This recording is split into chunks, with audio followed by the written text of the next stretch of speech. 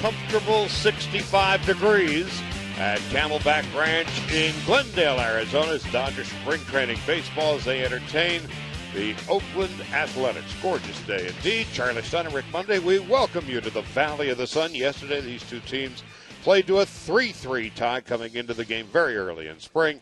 The Athletics 4-2-1. The Dodgers 1 win, 1 loss, and 1 tie. Well, for the A's, their time is really kind of running out already. Seems kind of strange that we are early in spring training because in the back of everyone's mind, well, the A's, they will open up in Japan for the second time that they've been able to do. So 28th of March is when the Oakland A's season officially gets underway. The Dodgers have the advantage of a few more extra days, but this is still in the early going. And for most of the players trying to get out the kinks and really kind of settle into pitch recognition for hitters and more consistency as far as the pitchers. Speaking of pitching, you see 33-year-old Chris Castellanos making his way out of the Dodger bullpen. He'll be making his first start this spring against 23-year-old Jared Parker, a right-hander. The Dodgers saw him last year when he was a member of the Arizona Diamondbacks. We're going to take a break, and when we come back, lineups at first pitch. The Dodgers and the Athletics are coming up next.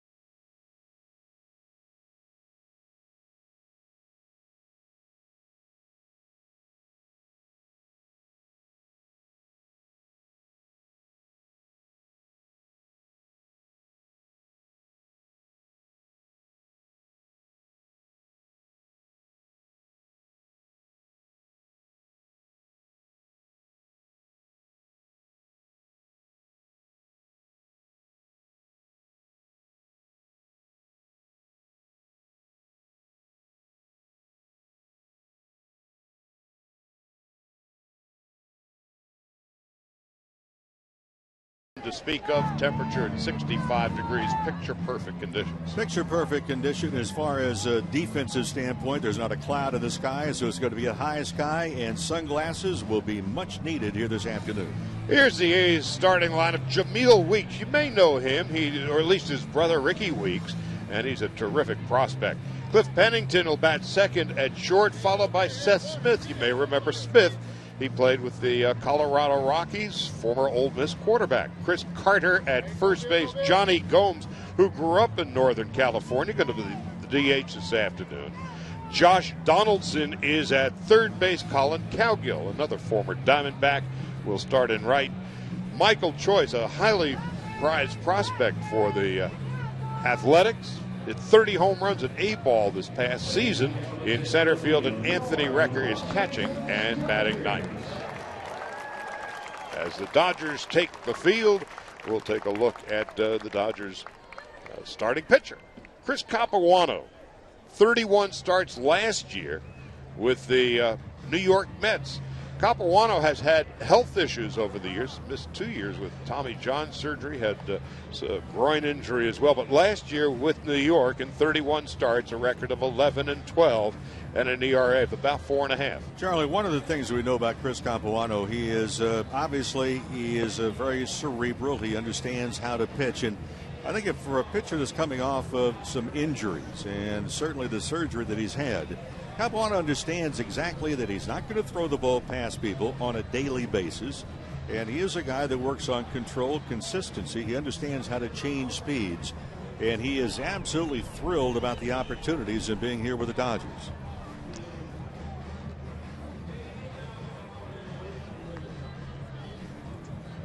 Defensively now for the Dodgers, it'll be Juan Uribe at third base and D. Gordon at short. Mark Ellis, who played more games at second base than any other Athletic in history, making his Debut with the Dodgers this year after spending a half a season in Colorado last year, and James Loney over at first. Juan Rivera, Matt Kemp, Andre Ethier from left to right. Tim Fedorovich is behind the plate. And essentially, this is what the Dodgers starting lineup will look like, except for behind the plate, where A.J. Ellis is expected to be the opening day starter. The very nice thing about this Dodger defense right now is that D. Gordon, who covers, Gary Maddox, who played for center field with the Philadelphia Phillies years and years ago. It was said that he covered, a third of the ground, and 2/3 of the world was covered by ocean. Well, that's just about the range of D. Gordon. It's interesting to watch how Gordon and now Ellis working together to understand how they are going to work that double play combination here in the early parts of spring. And so Jamil Weeks steps into the batter's box, and the A's are expecting an awful lot out of this youngster. And again, we mentioned his brother Ricky Weeks, outstanding second baseman with the Milwaukee Brewers. And here's first pitch of the ball game from Chris Capuano. A strike through the heart of the plate, and it's 0-1. Weeks so far this spring has 5 hits and a dozen at-bats with a home run and 5 runs batted in. Cliff Pennington is on deck, and Capuano into the wide. Outside and low, 1 ball and 1 strike. The veteran Mike Winters is calling balls and strikes. The umpires on the field, Doug Eddings at first base, Mike DeMuro at second, and Jim Wolf is at third. Now here comes the 1-1. Behind second base, D. Gordon taking charge. And that's the first out of the ball game. Well, the A's had to introduce themselves to one another when they got into camp because they made some big changes. In fact, they did it very rapidly after the season. 3 former All-Star pitchers and a boatload of young prospects. So there are some positions that have been opened as far as this A's organization. And the question is going to be, too, Charlie, their power, if they can provide that. Cliff Pennington takes a strike, 0-1 as a team last year. The Athletics hit a total of 114 home runs, ranked them 12th out of the 14 teams in the American League. Pennington swings and misses, and it's 0-2. Capuano's not going to blow you away, and as Mo mentioned, he's a very bright young guy. Phi Beta Kappa out of Duke, majored in economics, and let's see how economical he can be with his pitches. Well, Pennington whacks a single into left field. That's the first base runner of the ball game.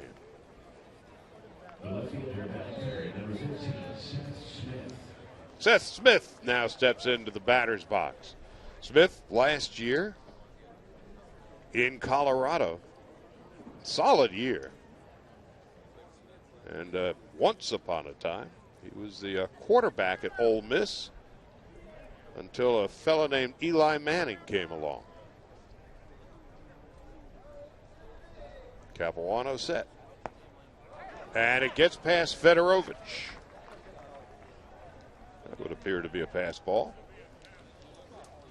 Well, a pass ball, and it's not a surprise to see Fedorovich go to the mound and talk to Capuano. And you figure that Fedorovich was crossed up early in the game now, and make sure they're on the same page, in particular now with the runner at second base, and go to a different set of signals. Well, Capuano has one of the best pickoff moves in the game. He has allowed the fewest stolen bases of any left-handed pitcher with at least 800 innings in his career. Just 23 stolen bases against him. But the pass ball has Pennington at second, and Seth Smith, who is 5 for 10 so far this young spring training season. The Dodgers open for real 4 weeks from today in San Diego. And a ball outside. 2 balls and no strikes. And once again, Fedorovich and Capuano seem to be having some trouble. Yeah, they may have to use a signalman here somewhere and be able to do it, or just go ahead and grab their cell phones and dial one another up. As Fedorovich has clearly been boxing a few down below. So if you're the catcher now, you're putting down signs. Even though you get your pitcher, Capuano is going to nod in agreement with your signal. You figure right now they're still trying to build up a trust level. Here's the 2-0. 2 balls and a strike. Tim Fedorovich went to the University of North Carolina, and Capuano went to Duke. Rivals collegiately. Yeah, they're still arguing. 2-1, 1 out, just underway. You know, Capuano, when he was with the Milwaukee Brewers, one of the things that then pitching coach Mike Maddox, in working with Capuano, came up with, 2 different off-speed pitches. Now, that sounds a little crazy, but it worked out very well for Capuano. The 2-1. Inside corner for a strike, 2-2. As mentioned, again, he's not going to blow you away with a fastball. The key to Capuano is the ability to change speeds and location. Rarely will you see a fastball much past 90 from Capuano. Here's the 2-2. High, 3-2. Mentioned earlier about the A's and their active roster moves, and 3 former All-Star pitchers have moved, but also the biggest part of the lineup, Josh Willingham, who hit 29 home runs and almost 100 RBIs last year. He moved on to Minnesota, so a club that does not hit home runs, has a very low slugging percentage, trying to find runs now. Fouled off to the left. Well, 29 of the 114 home runs hit by the Athletics are elsewhere. Team batting average last year, 244, ranked 12th. Runs scored, 12th in the league. On base percentage, 12th. And defensively, they struggled.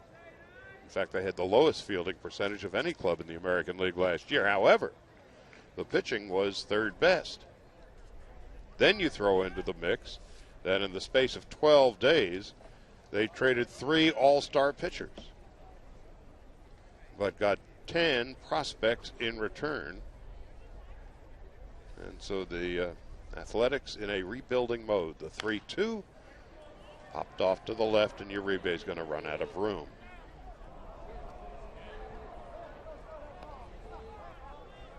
Chris Carter is on deck.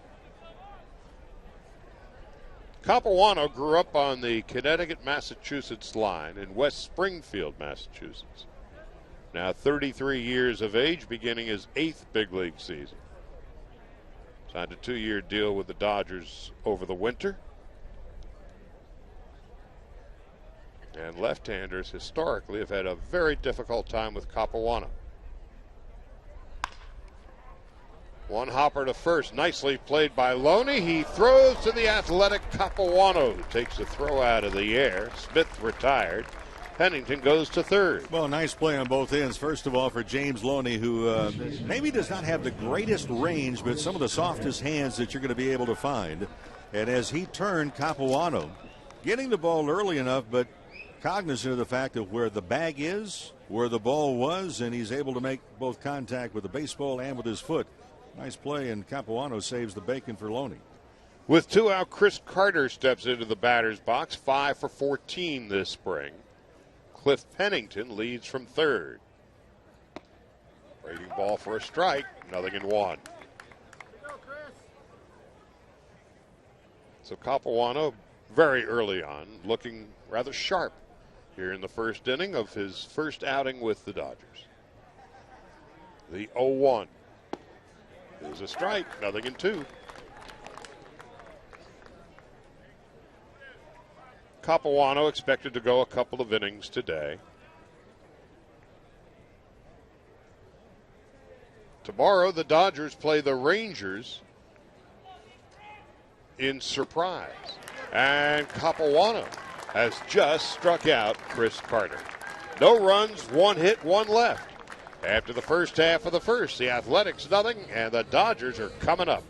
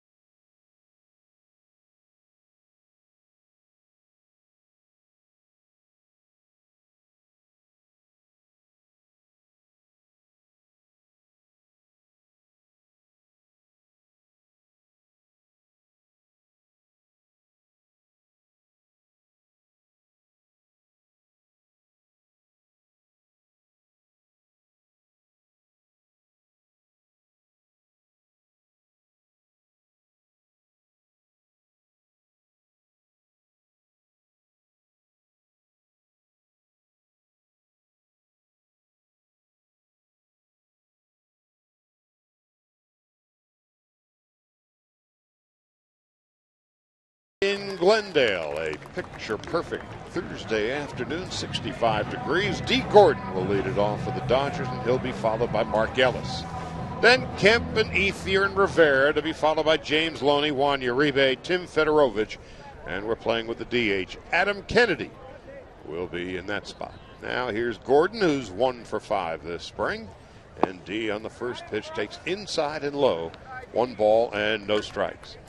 Jared Parker, 23-year-old right-hander who came over from the Arizona Diamondbacks this winter. And delivers inside, 2 balls and 1 strike.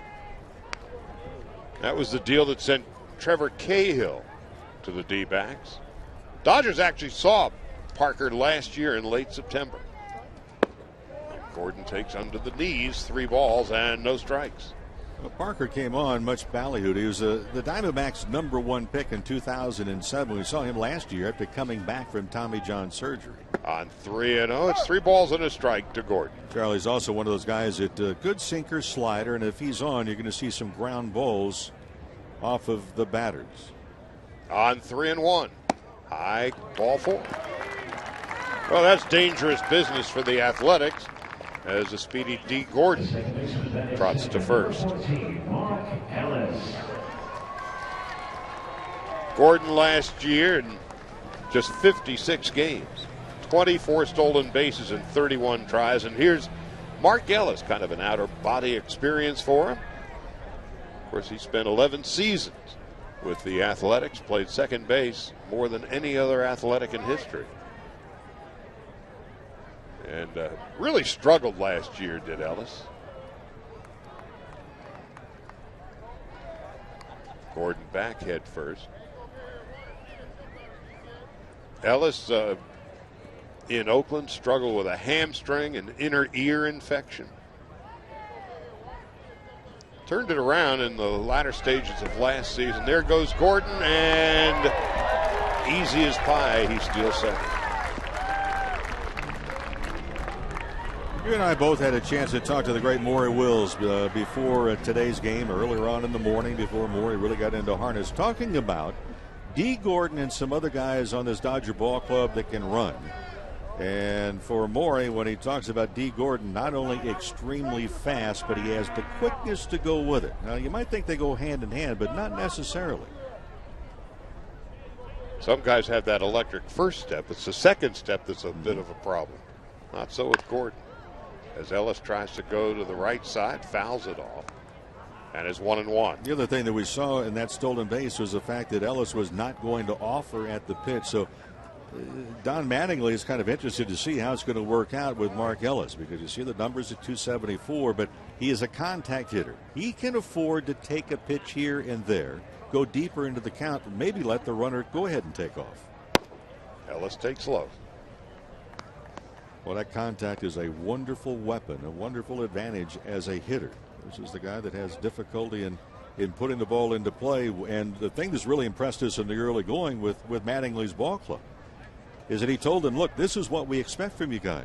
And this is the spot so far that they've at least started spring training hitting behind runners exceptionally well. Trying to keep Gordon as close as possible. Mark Ellis, born and raised in Rapid City, South Dakota. He'll turn 35 in June. And his 11th year in the big leagues. So the fleet-footed Dee Gordon leads from second base, the 2-1. To the right side, base hit, headed toward the corner. Gordon will score easily. Ellis is on his way to second base, and he will make it. And now the throw gets passed, but Ellis will hold at second base. So hitting behind the runners early in the ball game, and for Ellis, an inside-out swing. Just trying to make sure that he was able to guide it over to the right side. Not only did he guide it, he hit it sharply, and it goes down the line. But you'll see the inside-out swing, just trying to make sure of making contact. So the Dodgers are on the board, and now they get the meat part of the lineup coming up. Well, one of the things we've seen, again, it's very early. This is but the 4th exhibition game for the Dodgers. They have been playing fundamentally sound baseball offensively and defensively. When they need a hit to the right side, they come through, and certainly Ellis did just then. So a walk, a stolen base, and a double, and the Dodgers quickly have a 1-0 lead. And here's Matt Kemp off to a rather slow beginning. 4 at-bats, 3 strikeouts. But last year, of course, just shy of the Triple Crown. Ethier is on deck. Parker's in trouble, and Kemp fouls it back. Word has also gotten around as far as Matt Kemp, and he'll go back and get a fresh piece of lumber on that one. But for Matt Kemp, last year, I think he learned a great deal about himself as well. He was driven, no question about that. Sensational season. But he realized that balls hit into right center field, and many of them were home runs. But the balls hit the opposite way count just as much average power and maybe RBIs as the balls hit the left field. All we have to do is look at the defense of the A's. They're buying into it because they're playing defense like we saw a lot of clubs at the end of the season. Not playing Matt Kemp to pull, they're actually playing him as if he is a left-handed batter. They're off the line in left field, and the center fielder's over slightly into right center field. All 3 are deep from Matt Kemp. And the 1-1. Drilled into center field. That's going to be a base hit. Ellis rounding third. He's on his way home. The throw is not going to get there nearly in time. Ellis scores on the Kemp single to center. First 3 batters up for the Dodgers. 2 runs are in. So strength and quickness, and Matt Kemp has each one of those commodities. As he knocks in Ellis and a ball that's in on his hands. The reason he can have success going the opposite way is that he has learned to manage the ball out away from him. He was pull conscious, and the early going in his career, he pulled off with that low pitch away from him. No longer. Matt Kemp, who drove in 126 runs last year, has knocked in his first in spring. Now Andre Ethier. First couple of games has really been noteworthy. A home run and a double. And has run very well, having had that knee surgery in the off year. Andre takes low and inside. 1 ball, no strikes. Juan Rivera is on deck. So the Dodgers off to a quick start today. And Ethier has been off to a very quick start, I think, trying to prove the point that his knee is all right. And you can only imagine trying to hit off of a bad knee, and that's what he was faced with last year. And a strike. I think that impressed both of us on Monday, the first game the Dodgers played here in spring training, hit a double. Well, that was impressive enough. However, you and I both commented on the way that he went to second base, immediately leaving the home plate area, and showed no signs of favoring that surgically repaired knee, going around first and all the way in, sliding into second base. Kemp with a sizable lead at first. Not going. Ethier takes a breaking ball away. And then Ethier, for good notion, also hit the home run off of Barry Zito. And that's kind of a story that's the theme song, if you will, in spring training. With not only Ethier, but also James Loney, 2 left-handed batters who last year did not hit well against lefties. Ethier was not particularly pleased, maybe, to read what Don Mattingly had said about ineffectiveness last year against the lefties, which has been the story with Ethier 4 of the last 5 years, quite frankly, where he's hit about .221 average. Well, the Dodgers struggled last year against left-handed pitching.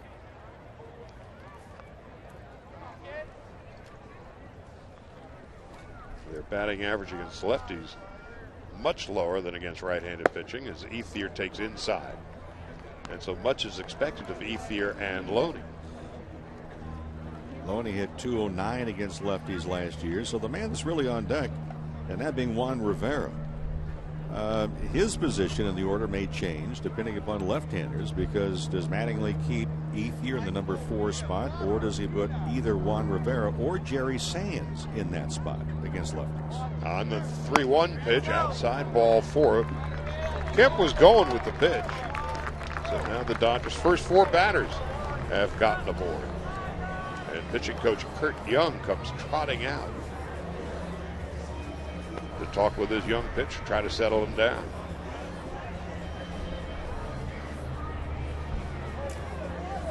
Here's Juan Rivera getting ready as the conference takes place on the Hill. Rivera, what a great addition he was for the Dodgers last year, coming over from Toronto. About the time he arrived and was able to provide some strength behind Matt Kemp in the lineup, the Dodgers really began to take off. If you recall, on the 7th of July, the Dodgers were 14 games under 500. But from the 8th of July on, 45-28, and finished the year last year winning 25 of their last 35 games. So Rivera re-upped for this season. And again, the versatility of Rivera, he can play left, he can play right, he can play first base. And as Mo was mentioning, young Jerry Sands can do the same. And so if Ethier and Loney struggle against lefties, Don Mattingly has more tools in the tool chest. Rivera 0 for 4 this spring, and Parker continues to struggle. A little surprised to see Rucker, the catcher, before that pitch was made, he went out and gave signs as if, okay, how we're going to go the bunt play. Well, the infield is back, and this is spring training, and I would argue to say you will never see the fifth hitter bunting in a spot like this anyway. Rivera chops it foul. That was one of those things I was always curious about. The big power hitters in batting practice every day will take the bunt. And they hadn't bunted since they were about 7 years old. No, and the defense, as you can see, they're in the self-protection mode. They are not going to be in looking for the bunt, in particular here in the first inning of a spring training game.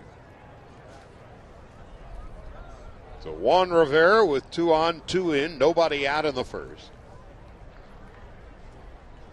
And the 1-1.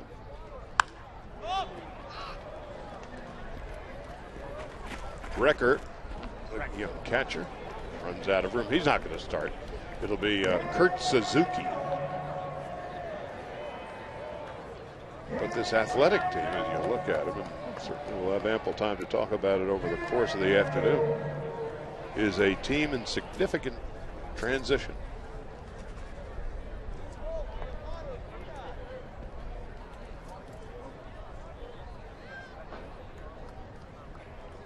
Well, when last we were with you a couple of days ago, we had sandstorms and the wind was whipping, and today wind is calm and very comfortable outside. And a pop foul off to the right. Chris Carter is able to make the catch, and Matt Kemp tags and goes to third.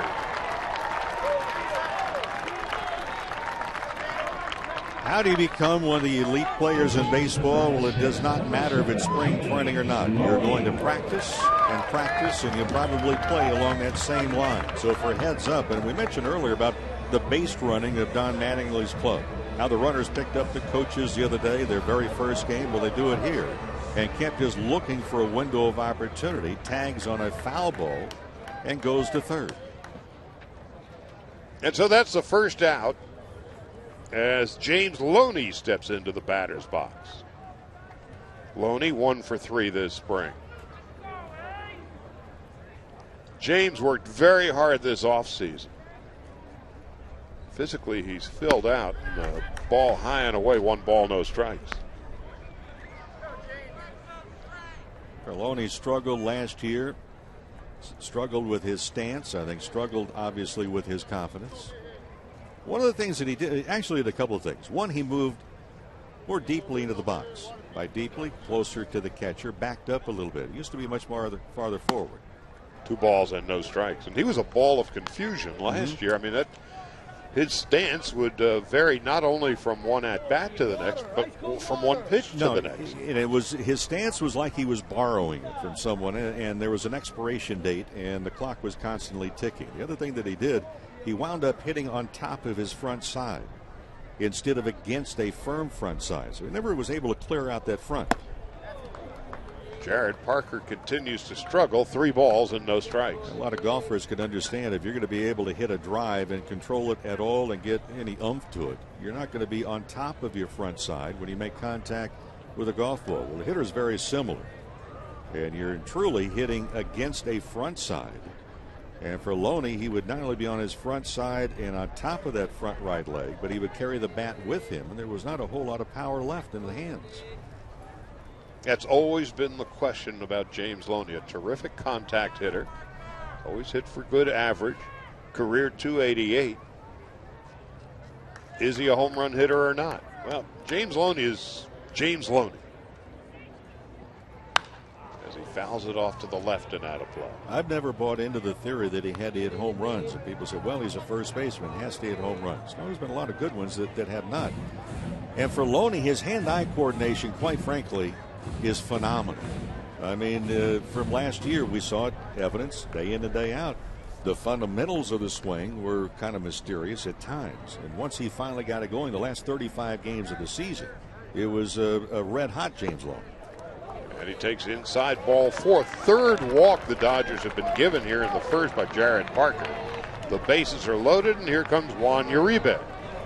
And hitters in spring training, it's pitch recognition. One of the things that you're really trying to get by pitch recognition is not just if it's a strike, inside, outside, down the middle. Is it a fastball, curveball, changeup? Can you see the actual rotation of the baseball? Can you pick up the seams of the baseball?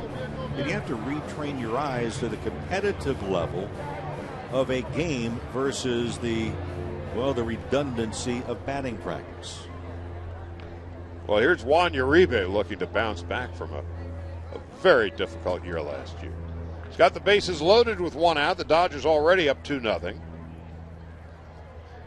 And Parker deals. Uribe takes a strike and it's 0-1. That's a story in itself. He took a pitch.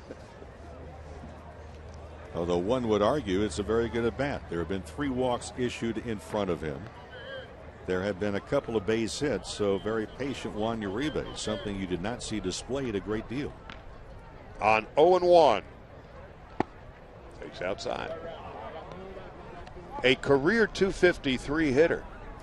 But Uribe with the Dodgers last year, in only 270 at-bats in 77 games, hit but .204. Has a tendency to get the weight back on his heels when he opens up the swing. You'll see that left foot, his stride is really towards shortstop. And so is that ground ball, inning-ending double play. But the Dodgers score a couple of runs, leave 2, and it's 2-0 after the first half of the first.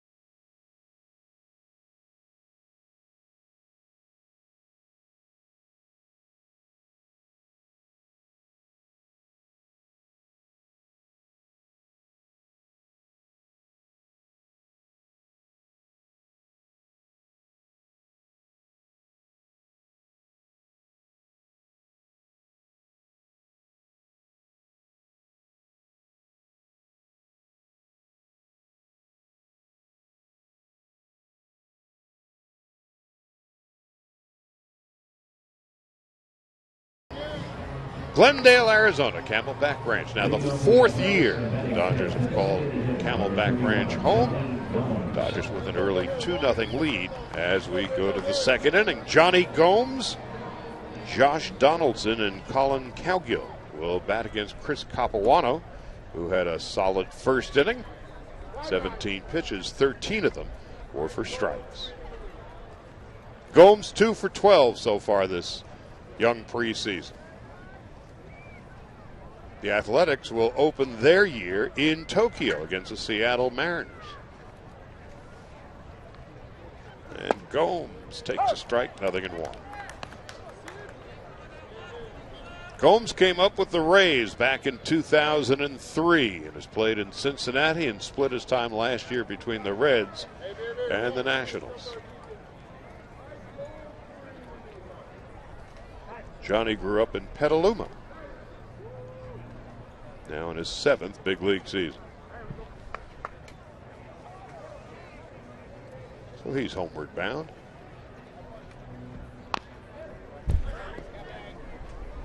So far, you have to like the way Capuano's done his work. And for Capuano, for people to not realize that he signed a 2-year deal with the Dodgers, there's a mutual option for the 3rd year. And for Chris, as we mentioned before, coming off of the injuries, he is delighted the way he is coming into camp.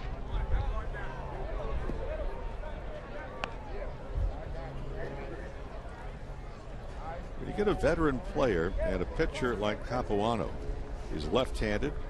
That gives you more variables to work with as far as breaking up your pitching staff. Something, by the way, the Giants and Bruce Bochy have done with breaking up Lincecum and then following it up with Matt Cain. They put the lefty in between him so the opposing clubs do not see kind of the same look, the power kind of the guys. Dodgers have 3 lefties in their 5-man rotation. And Capuano with his 2nd strikeout of the game, 1st out of the 2nd. Capuano just taking a little bit off as well there, Charlie. He makes his success, and the wise pitchers do, by taking a little bit more off. So it's not adding a little bit more, it's taking it off. So he struck out Carter to end the 1st, that little dead fish pitch out away from him, and he comes and starts off the inning with Gomes identically. Josh Donaldson is the batter and takes a ball upstairs and outside. 1 ball, no strikes. Donaldson 2 for 15 this spring. Yeah, he was a catcher. They had moved him. He's out of Auburn. He was the #1 pick by the Cubs. Into right field. Drifting on back is Ethier. 2 out. Well, Capuano has done a very nice job to this point. Again, 2 innings, and this will be his first start.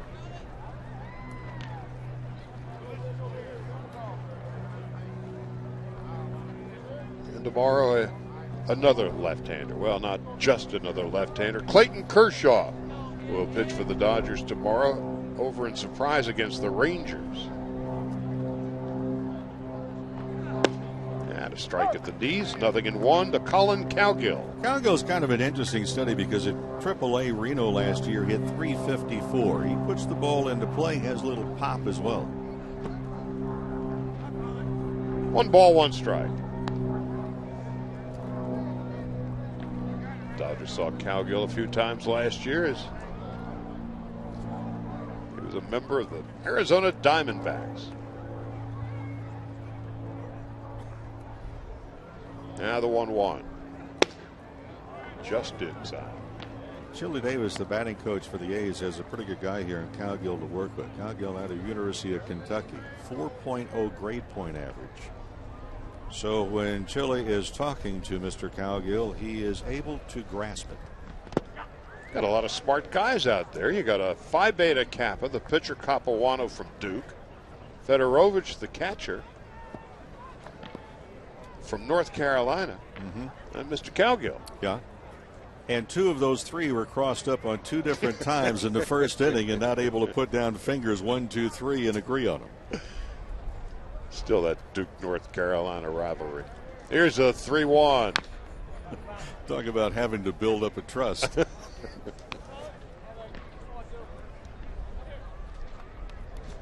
Full count, 2 out, top half of the 2nd inning. The Dodgers on RBI hits by Ellis and Kemp have the 2-0 lead. Now Castellanos full count pitch. Slowly hit to third. Uribe can't make the play.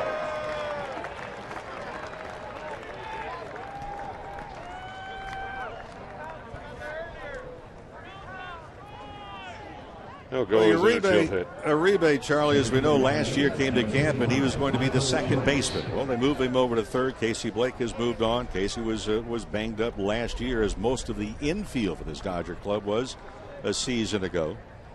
But Uribe showed him a few times at third base. That's a ball that he handled fairly well, but really no chance right there the way Cowgill runs.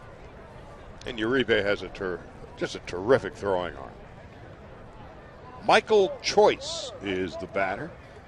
He's expected to be a double, perhaps triple A this year. At A ball last year, this big fella hit 30 home runs. 2 for 4 this spring. He's a big guy. He was the A's #1 pick out of Texas Arlington. Anthony Recker, the young catcher, is on deck. And it's 1-1.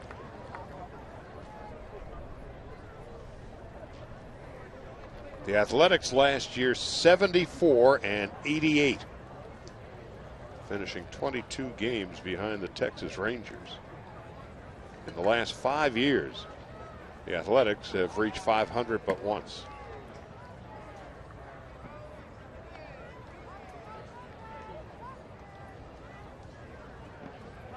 Bob Melvin beginning his first full season as the manager of the Athletics, signed a 3-year deal over the winter, replacing Bob Guerin.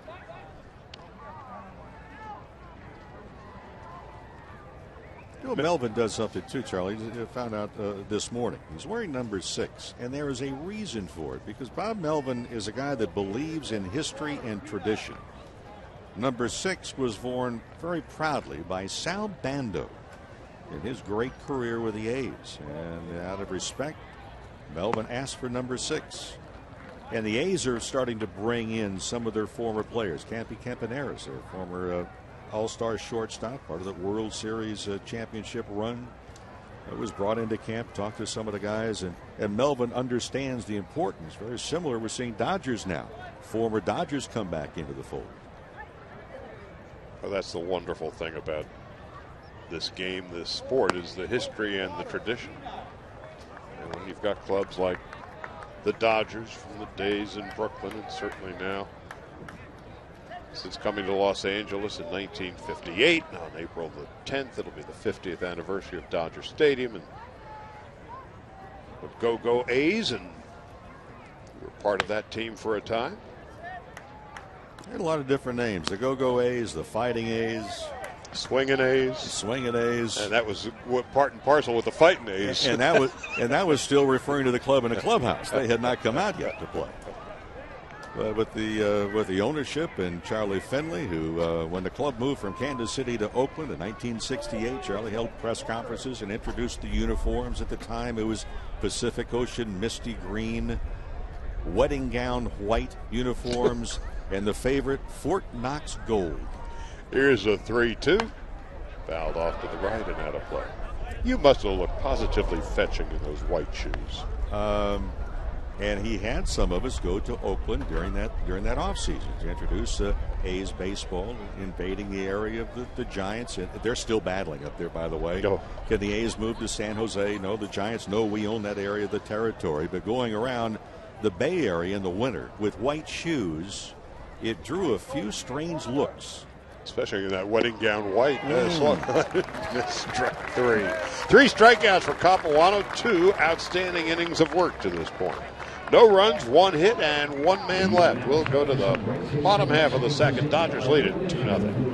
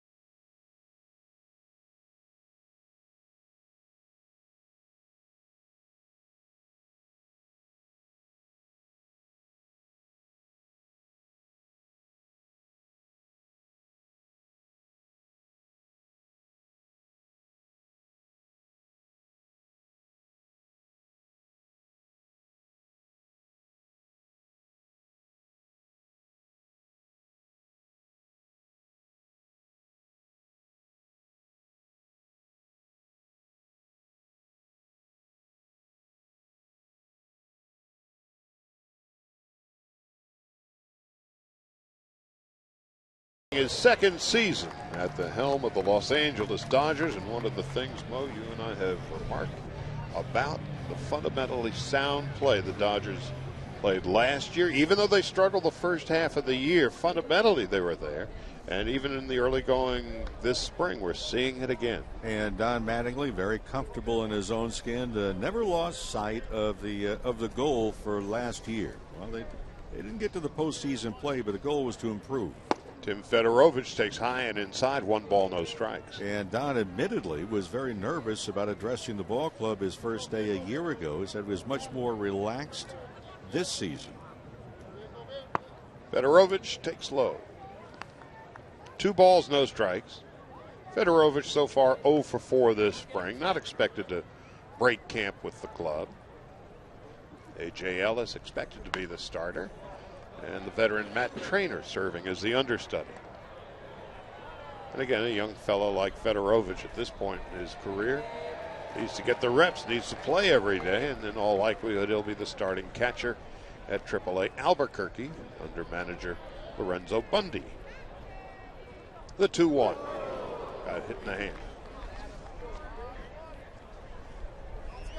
Well, it's going to be a case if someone is going to go to AAA and play behind the plate, it's probably going to be Fedorovich. It's not a demotion. You're not being basically run out of town. It's just he needs the playing time.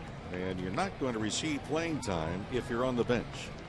Celebrate the 50th anniversary of Dodger Stadium, presented by State Farm with the Dodger Stadium Greats Bobblehead Series mini plan. It includes all 10 bobblehead games featuring Dodger players and personalities like Sandy Koufax and Vin Scully. Adam Kennedy is the batter. For more information, visit Dodgers.com/mini plans, or you can call 323-224-1365. Kennedy, Southern California born and bred. Happy to come home. And he loops one into left field for a base hit, so the Dodgers threatening again here in the second inning.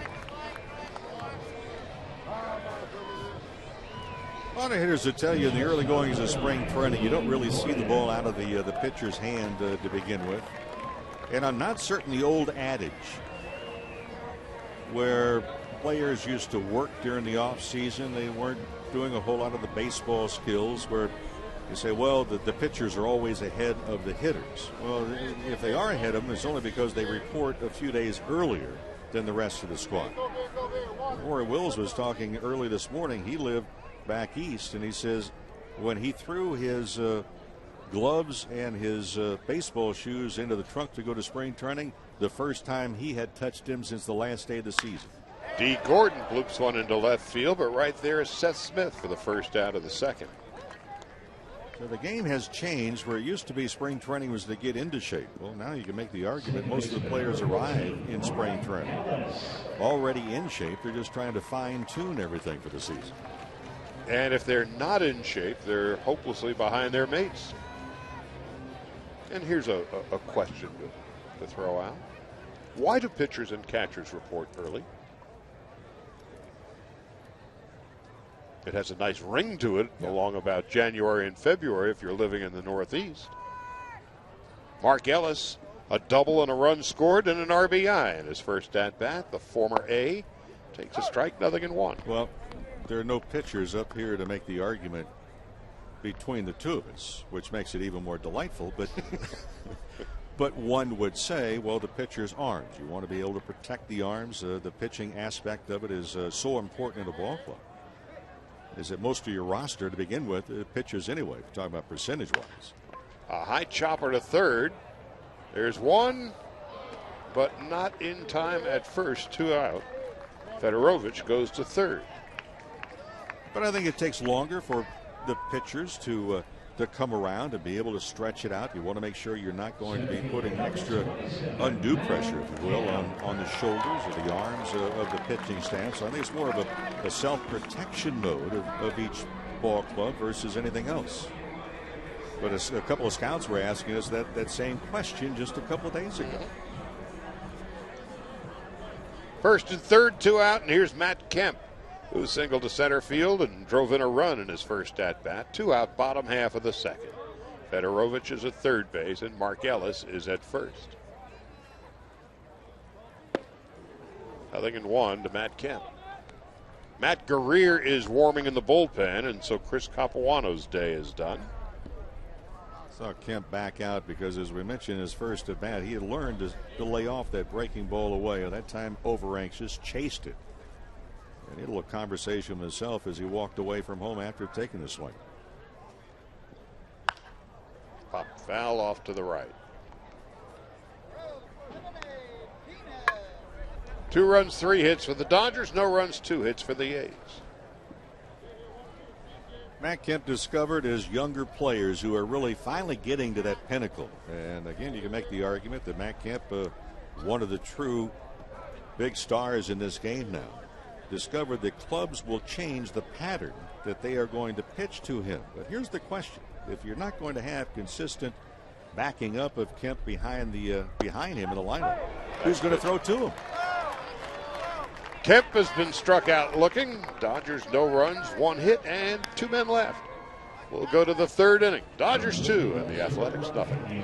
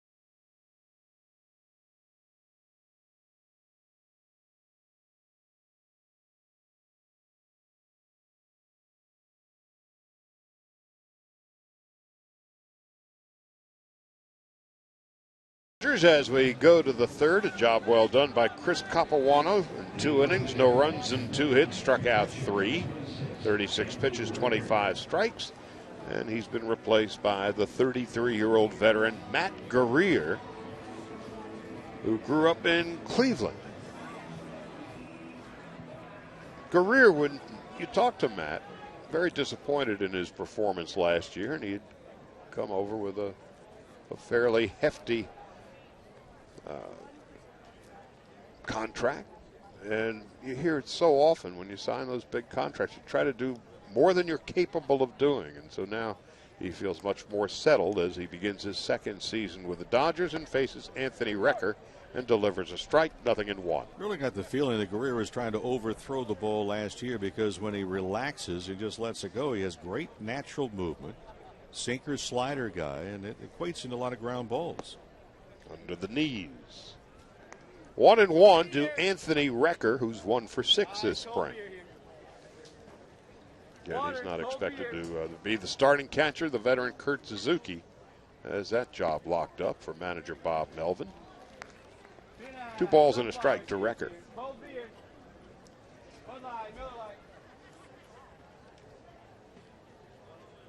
So Matt Guerrier, his first appearance of the spring, delivers low and inside 3-1.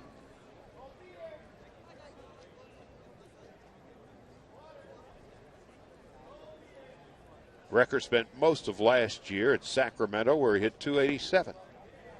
And Guerrier immediately walks the first batter he faces.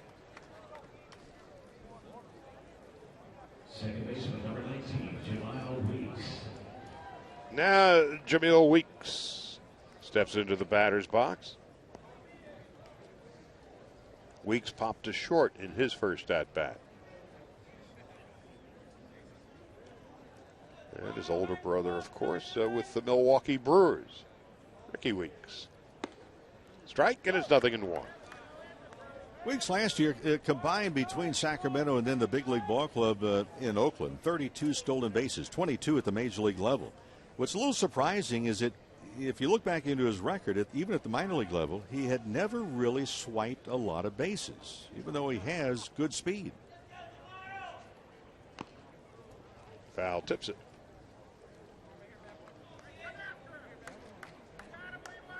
Weeks turned 25 in January as Don Mattingly looks on.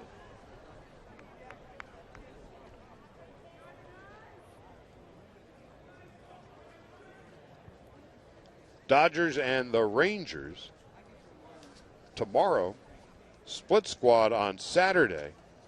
Dodgers play in Peoria during the day against the Mariners. Nathan Eovaldi will go. And Saturday night here in Glendale, Chad Billingsley will go.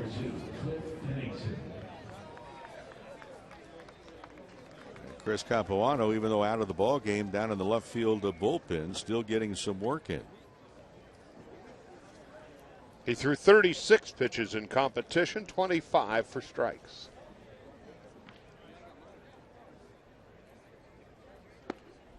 And a strike.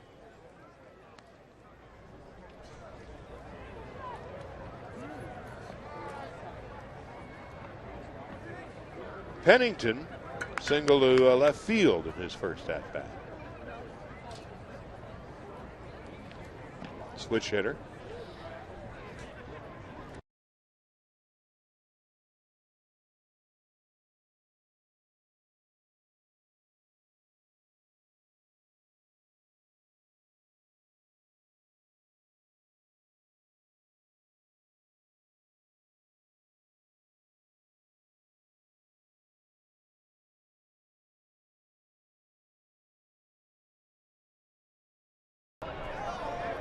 On back is Kemp. Right center makes the catch. Second out of the third, and the Dodgers were half expecting to see Manny Ramirez play. But about 20 minutes before game time, said he had a bad back. And not here today, and may or may not be available tomorrow. That was an interesting signing. Interesting for a lot of different reasons. Manny decided to pack up and leave last year.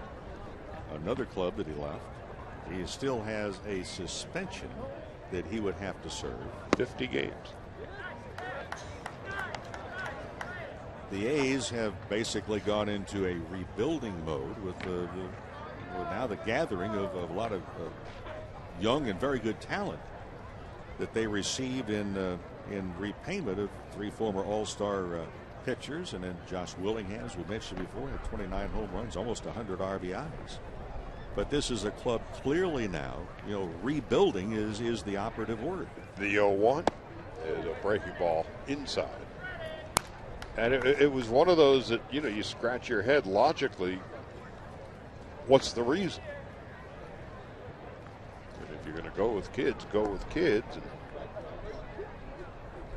then they signed Manny, inexpensively, relatively speaking.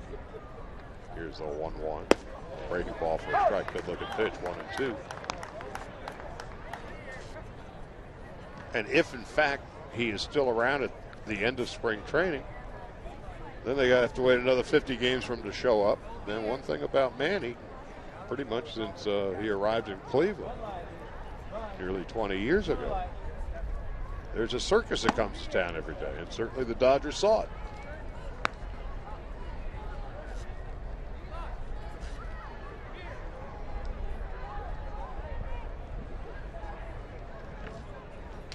And Tampa Bay saw it. And the Red Sox saw it. Big top and all.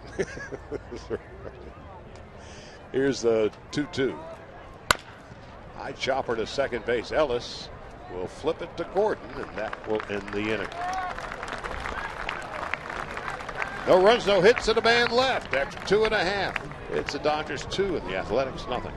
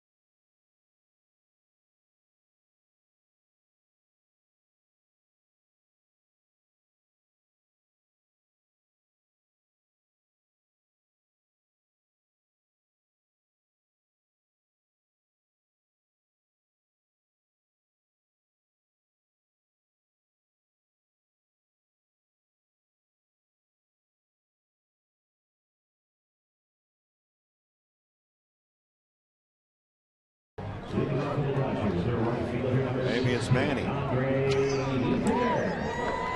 Or it could be a major league scout. If you've not been following, there have been 2 scouts over the last week that were asked to leave 2 different spring training complexes by the managers of the teams. Those managers, Bob Gibson and also Bruce Bochy. So they've gotten that worked out, and now the scouts can come in once the organized workouts begin. This was not during the game. It was a couple of hours before, just watching infield. And Kirk Gibson and Bruce Bochy asked to have the scouts removed. Well, they're allowed in and they're staying put. And that's one thing about spring training. There are no shortage of scouts. Ethier takes high and inside. New pitcher for the Athletics is Jordan Norberto out of the Dominican Republic. He came over from Arizona along with the power hitting first baseman Brandon Allen in the trade that sent Brad Ziegler, the submarining right-hander, to the Athletics, or to the Diamondbacks. And he was quite an addition down the stretch for the D-backs. Ethier fouls it off to the right. Andre walked in his first at-bat.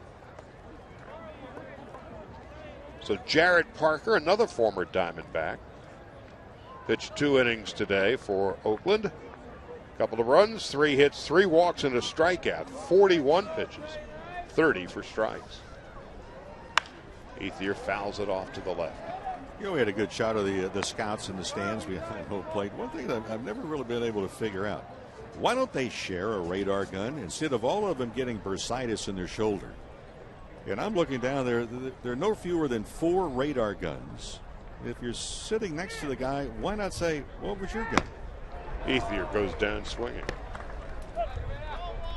So they're all calibrated a little bit differently. They're all trying to get a better look. But scouting in spring training is one of the important things, because remember, there's going to be opportunities during spring training that maybe you can acquire a player who's no longer going to be on someone else's roster.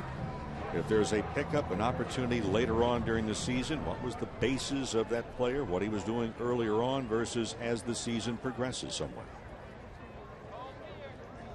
It's a tough job being a major league scout. And a ball strike, 0-1. You're working seemingly every day, and you're either driving all day or flying all night to get to the next game. Juan Rivera Swings and misses. 0-2. But if you want to get the pulse of baseball, the heart and soul, you go to the scouts. They are there every day. And during the season, I know you and I spend an awful lot of time at the scouts table, whether we're at Dodger Stadium or on the road. And that's when you get to really learn about the given players.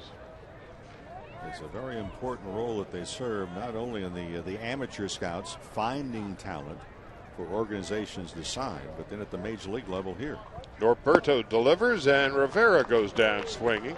So Jordan Norberto has struck out the first two batters he has faced here in the third. And Norberto, fastball, curveball, changeup. He got into problems at times with the Diamondbacks organization. He fell behind in the count and tried to throw too much. He just tried to overpower the pitches at times, but now he has a better idea of what he's doing. Well, here's James Loney. We were talking about it earlier. One of the things that Dodgers would like to see improvement from James is against left-handers, and Norberto's a very good one. Yeah, and Loney's first stride, if you look at his front foot, it's going a little bit away, and he falls back on his heels more against lefties. And inside. But he hit 209, he being James Loney, against lefties last year. So what does Don Mattingly do? Well, the first thing he did was to send out a message to both Loney and to Ethier that we may have right-handed batters in against left-handed pitchers. Pretty good swing right there by Loney. James a free agent at the end of this season. But the position of James Loney, he has moved around. You see that back left foot of his closer to the catcher, used to be up almost straddle home plate, and really did not get a good look at a lot of breaking balls or the completion of a pitch as it approached the plate. It's diving and dipping away. Loney came up to the big club in 2006 and went back and forth between Las Vegas and Los Angeles through parts of 2006 and 7. A career .288 hitter and a career .346 on base percentage and a call strike. 3-2. He made a big comment here last week as well. He said, "I'd like to lead the National League in hitting." Someone went to Don Mattingly, a pretty good hitter himself during his career, said, "Is it possible?" He goes, "Yes." But Norberto strikes out the side here in the third. Nothing across for the Dodgers. We'll head to the fourth. Dodgers leading Oakland 2-0.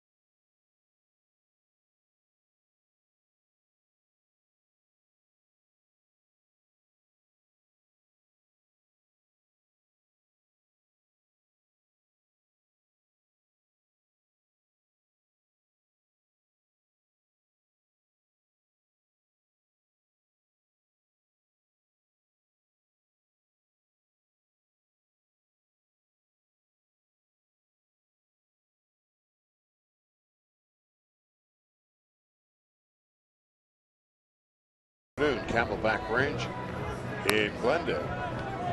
Charlie Steiner, Rick Monday enjoying the game as his fans are getting the shot of Mike McDougal, the third Dodger pitcher of the afternoon. Matt Guerrier won an inning, walked one, struck out one, 16 pitches, 9 for strikes. McDougal was a very solid presence for the Dodgers out of the bullpen last year. Turned 35 day before yesterday.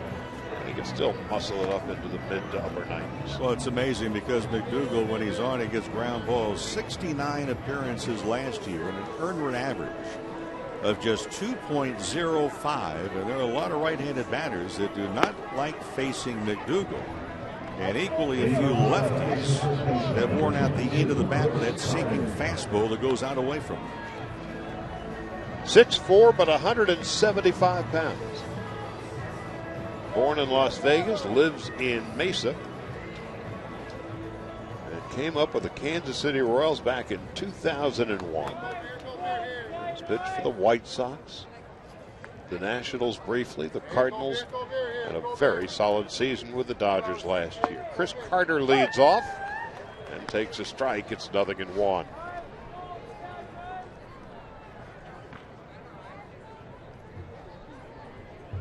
.41 strikeouts. The only bugaboo in his stat line, 29 walks last year. Outside, 1-1. Coming into the season, the Dodgers feel, once again, pitching will be their strength. Here's the 1-1. 1-2. Of course, they've got the best pitcher in the National League, Cy Young Award winner, Clayton Kershaw. And then Billingsley, and Lilly, and Capuano, and Harang. Here's the 1-2. Foul tipped it. Then the bullpen. Guerra and Jansen at the back end. McDougal. Saw Matt Guerrier. Todd Coffey has been added. There's Kenley Jansen, big 74. Going outside. Scott Elbert, we saw him grow last year. And Josh Lindblom. Well, that's the area of the competition right there in the bullpen, because everything else is pretty well set. You know, barring injuries, which are always an active part in any roster, and how you're going to have it and what's your depth. Carter off the end of the bat. You were talking about the ground balls. And Carter bounces to second base. Easy play for Mark Ellis, won it. Well, with Guerrier, we mentioned the ground balls, and McDougal, it's even more. Because McDougal, if you just watch his delivery at the release point, a lot of hitters don't realize exactly how hard he's going to be throwing the ball, but it's rather remarkable. We talked about scouts earlier. The Dodgers scouts liked what they saw with McDougal, considering the fact that the Marlins released him, that he was also released by the White Sox.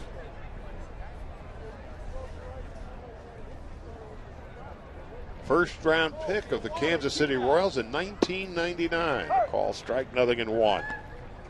And you just wonder, and it's not pointing a finger at any other organization at all, but with the value of an arm, and for whatever reasons, he just did not fit in with those other organizations who released him. Johnny Gomes takes inside. 1 ball, 1 strike, 1 out, 2-0 Dodgers, top of the 4th.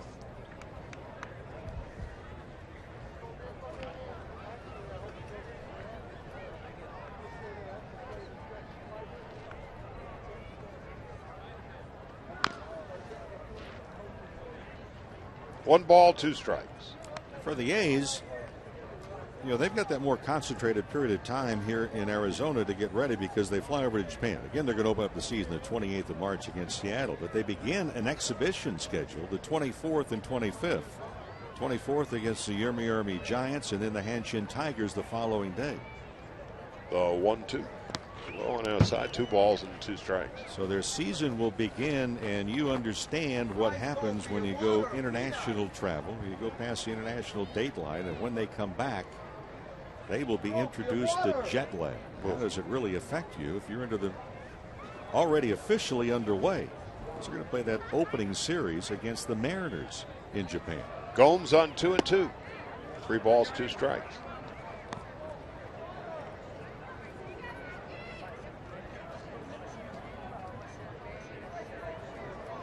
In 2004, the Yankees opened the season in Japan against the Tampa Bay Rays. Now the 3-2 is on the way. Going outside, ball 4. A 1-out walk to Johnny Gomes. Josh Donaldson now coming up. And the Yankees had a terrific year in 2004, except for blowing that 3-0 lead in the ALCS to the Red Sox.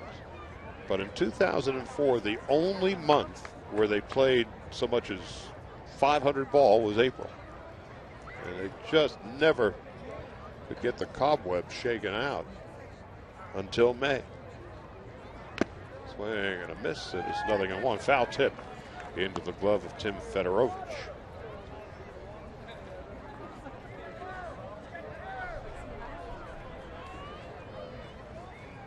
When the Dodgers played in Beijing, what was it, 4 years ago? At least there was time between the exhibition games there and the return. Runner goes. Fedorovich's throw goes into center field, and Gomes will hold on as Matt Kemp came sprinting in to back up the errant throw. And nobody dared test the throwing arm of Matt Kemp. For Fedorovich, he made a couple of pitches, throws down to second base the other day. One of them was spot on. The other one was very similar to this one. Release point footwork. A very good jump, by the way, by Johnny Gomes. So for FedEx, as his teammates call him, still trying to get the consistency, receive the ball, and get the footwork and the arm position in the right place. FedEx airmailed the throw. Donaldson takes under the knees, 2-1.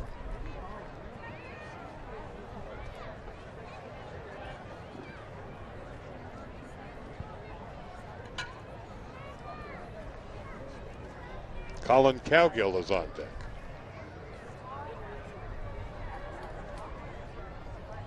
Donaldson flied to right in his first at-bat.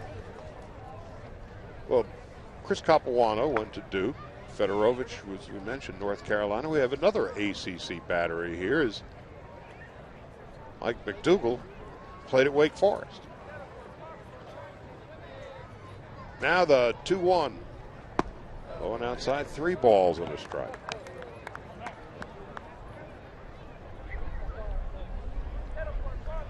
For those of you back in Los Angeles and have the Dodger Radio Network and our new flagship station, AM 570, Fox Sports LA. We'll be back on the radio tomorrow. And low and outside, ball 4. So back-to-back walks given up by McDougal. Well, you touched upon it a moment ago. Is that McDougal, with that very low earned run average of 2.05 for the number of innings and spots that he was used, that walk ratio was a little bit too high, and it gets him into trouble. And he's a guy that has to trust his stuff, because if he turns around and he sees those guys in the infield with gloves, they can help him out of a lot of innings. But there's not a glove in the world that can help you avoid a walk and what that may represent.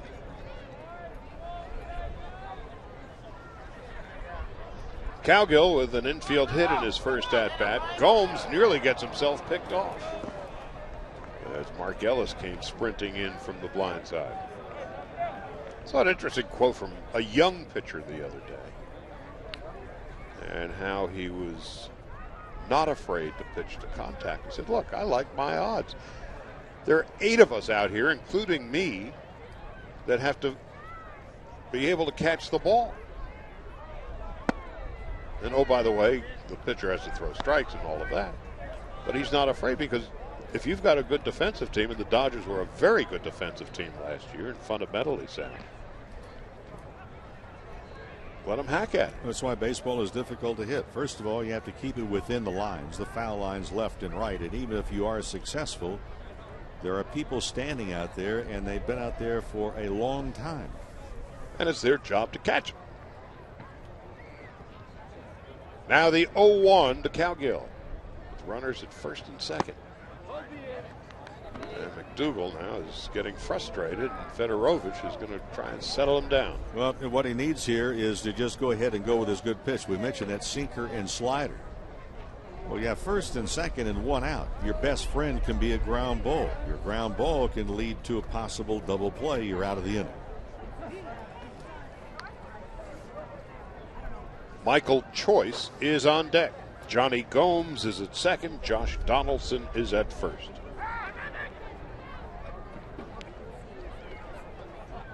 The cat and mouse game being played by the veteran Mark Ellis, the former A.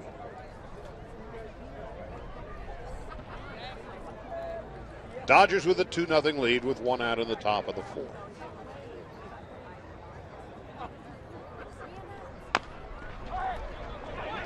Fedorovich will take the play. Gomes will go to third, and Donaldson will go to second, 2 out. Center fielder number 35, Michael Choice. Choice, a big fella. At A-ball last year, hit 30 home runs. They think he's going to be in the big leagues sooner rather than later. Yeah, he was rated by an independent organization as the 8th best product available for this A's in their organization. Going outside, 1 ball, no strikes.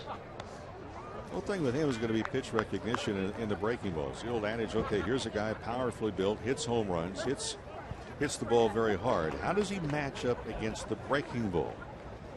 And clubs are going to test him.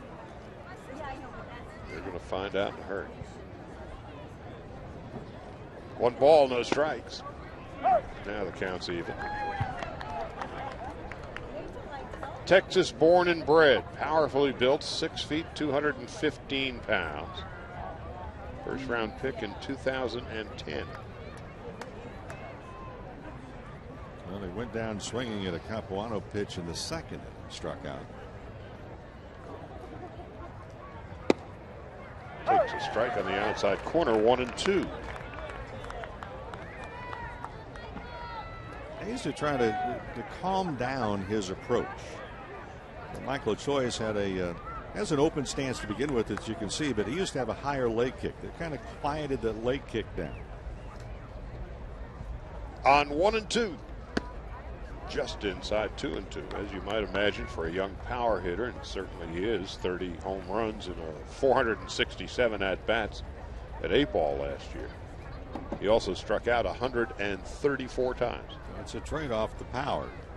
But you see that left foot, he more importantly moves it now. Picks it up, sets it back down instead of that leg kick. Yeah. McDougal gets him, and that's that.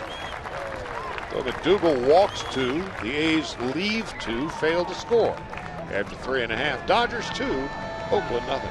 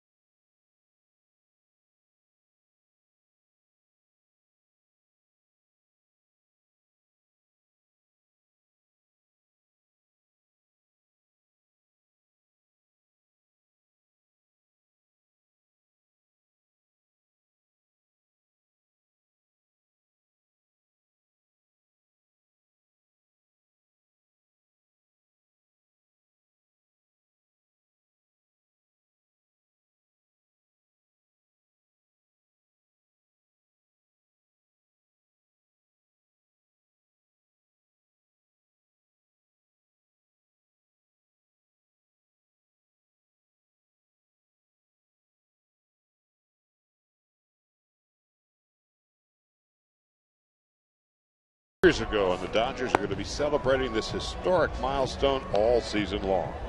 To get information about the 50th anniversary celebration presented by State Farm, including a vote for the top 50 moments in Dodger Stadium history, visit Dodgers.com/50th. It's your source for all things 50th. And for the Oakland Athletics, Divine Intervention. New pitcher is Joey Devine. After Jordan Norberto retired the Dodgers in order in the third and struck out all three batters he faced, Ethier, Rivera, and Logan. Well, Devine out of North Carolina State University, and he was the #1 pick by the Atlanta Braves, and it did not take him long. In fact, drafted in 2005, and it was about a month later that he became the first Braves player since Bob Horner to make his major league debut the same year that he was drafted. Bob Horner out of Arizona State University. Boy, was he a powerfully. Uribe saying, which way did it go? We said you're trying as a hitter to have pitch recognition earlier on, the first few days. Well, watch the eyes of Juan Uribe. He recognized this as danger. Oof. A 1-0. Devine misses outside and low 2-0. That is really the most puzzling pitches of all, because it's right behind you. Your first reaction is like a hot stove. Will you back off of it?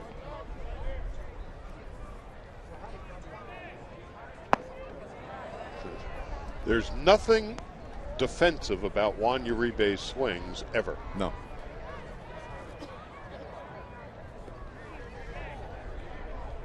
Two and one in the bottom half of the fourth. Uribe bounced into a double play in his first at bat and takes low and outside. 3 balls and a strike. Uribe coming off his worst season as a major leaguer last year. He had injury issues and ended up hitting but .204. The 3-1. And that's something you don't see often. Juan Uribe taking a walk. And you know why? Because the ball almost hit him. It was inside, and that's basically what it takes. We mentioned Bob Horner a moment ago. Bob Horner made his professional debut at the major league level after signing out of Arizona State. June 16th, 1978. What did he do that at bat? He homered off of Bert Blyleven. Which was Blyleven was a very uncomfortable at bat. What a bad way to begin a career. Tim Fedorovich hit by a pitch in his first at bat. Takes a strike, 0-1.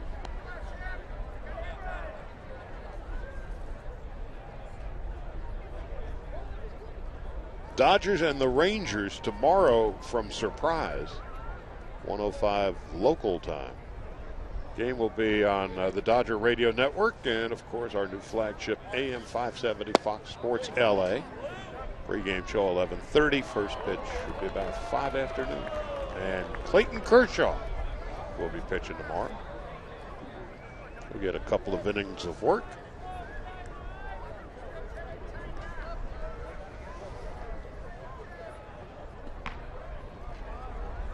Now the 0-2. Low and outside, 1 ball, 2 strikes.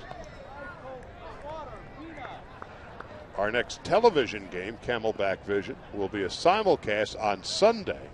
The Cubs will be here in Glendale. On 1 and 2, Fedorovich takes low and outside, 2 balls, 2 strikes. This is Joey Devine's 3rd appearance of the spring. Has not given up a run in his first 2 innings of work. Missed 2 years after Tommy John surgery. Well, sometimes that Tommy John surgery, you can be back in a year. Steven Strasburg came back a year after his surgery, and the Dodgers are hoping, and it appears as if Ruby De La Rosa is on track to be back sometime in August or September. Now the 3-2, the runner goes, and Fedorovich fouls it off the end of the bat.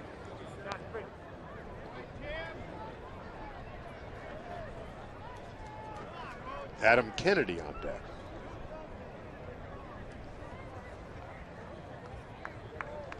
Well, Fedorovich, and the question is, he's a work in progress.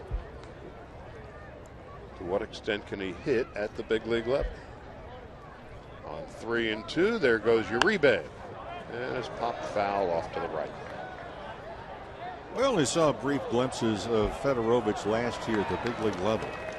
Offensively, he was struggling to find the swing. We didn't really see the same swing, the same approach day in and day out. And again, it was limited action. Behind home plate, he has the ability. And for Fedorovich, I think like any younger player, has to buy into the theory that he can indeed hit at this level. Let's see if Uribe goes again. In all likelihood he will, but this time he stays put. And after all is said and done, Uribe will go to second. Fedorovich has walked back-to-back walks given up by Devine here in the bottom of the fourth. And a good at bat for Fedorovich because after the 0-1 pitch, it looked like he kept looking down to Tim Wallach, the third base coach, if he was going to get the bunt sign or not. Then he got rung up on the second strike on a check swing, and a slider was well off the plate. So he worked the count 3-2, fouled off a couple of pitches, winds up walking. Adam Kennedy steps into the batter's box. Kennedy, Mark Ellis, Jerry Hairston Jr., three veterans brought in the offseason by general manager Ned Colletti. Kennedy, of course, could play second or third. Hairston could play practically any position on the diamond. Got to look at Tim Wallach, the third base coach, going through signs. Uribe doing a good job on that pitch right there. Short lead at second, but then watch the secondary lead that he gets to the right of your screen. There it is. 2 balls, no strikes, and Devine at the moment having difficulty finding the plate. And Wallach was delighted the first game on Monday because runners on doubles between the first and second were picking him up, wanted him to continue around to third base. Timmy does such a great job anyway. And he's also, I think, one of the underrated third base coaches as far as the judgment that takes place. And here's a guy too, Charlie. He was not blessed with the greatest running speed, but very seldom did you ever see Tim Wallach make a base running blunder during his playing career. And what a playing career he had. Terrific hitter. And his son Matt is in camp, minor league catcher. It's amazing how many father-son combinations the Dodgers have, or at least fathers who preceded their kids. A base hit into right field, and here comes Uribe without a throw. Going to third base is Fedorovich. The Dodgers take a 3-0 lead. Adam Kennedy is 2 for 2. Uribe using that secondary lead to score easily, and for Fedorovich, he took advantage of Cowgill in right field. Didn't really field the ball cleanly. The shortstop, number 9, D. Gordon. And now D. Gordon steps into the batter's box.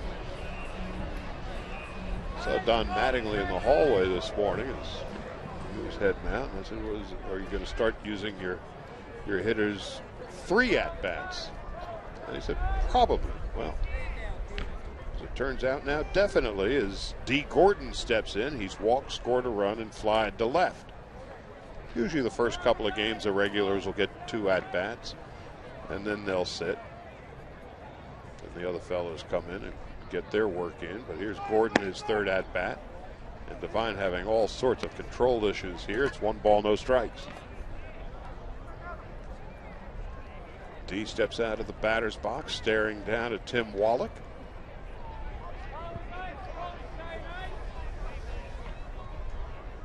On 1-0. 2 balls, no strikes. Tim looking into the dugout, getting a sign from Don Mattingly. Whispering some sweet nothings into Fedorovich's ear. Is there some kind of a play on? Nope. 3 balls and no strikes. That runner at third base right here with nobody out, you're going to hear basically watch the line drive, get a good secondary lead, anything hit into the air, come back, tag up.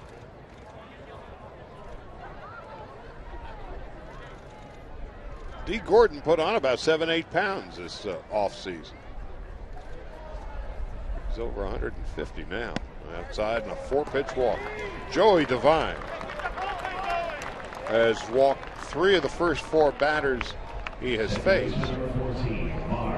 And Adam Kennedy with a single to right drove in a run already. So Devine is really struggling here. Devine normally with pretty good control, but not right here in the early goings of spring. And Mark Ellis steps into the batter's box. He's got the bases loaded. Fedorovich at third, Kennedy at second, and D. Gordon is at first.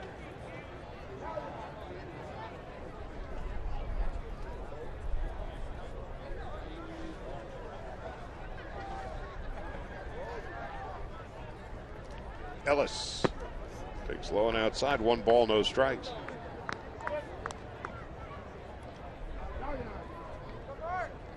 He is a professional in every sense of the word. Played in the relative anonymity of Oakland for a decade. Second half of last year in Colorado, where he hit .270. Takes a strike, 1-1.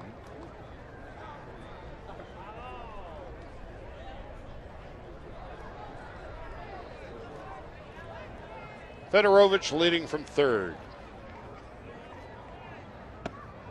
Kennedy at second. Speedy D. Gordon at first, and is 1-2.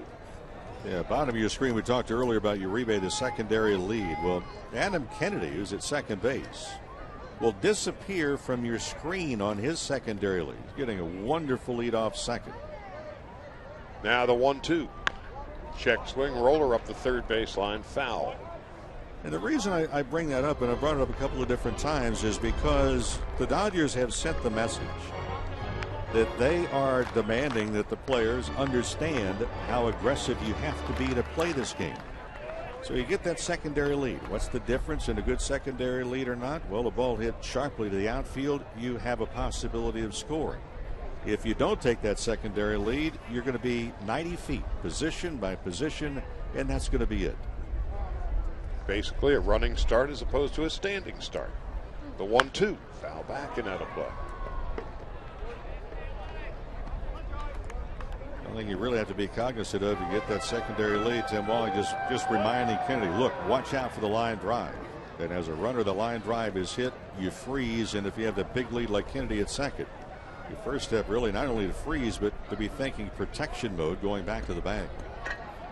Mark Ellis, a career .266 hitter, takes outside, and it's 2-2.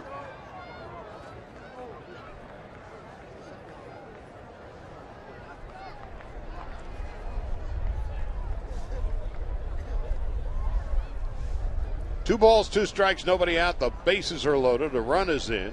And Ellis drills one backhanded beautifully at third. Throw high at second. Throw to first.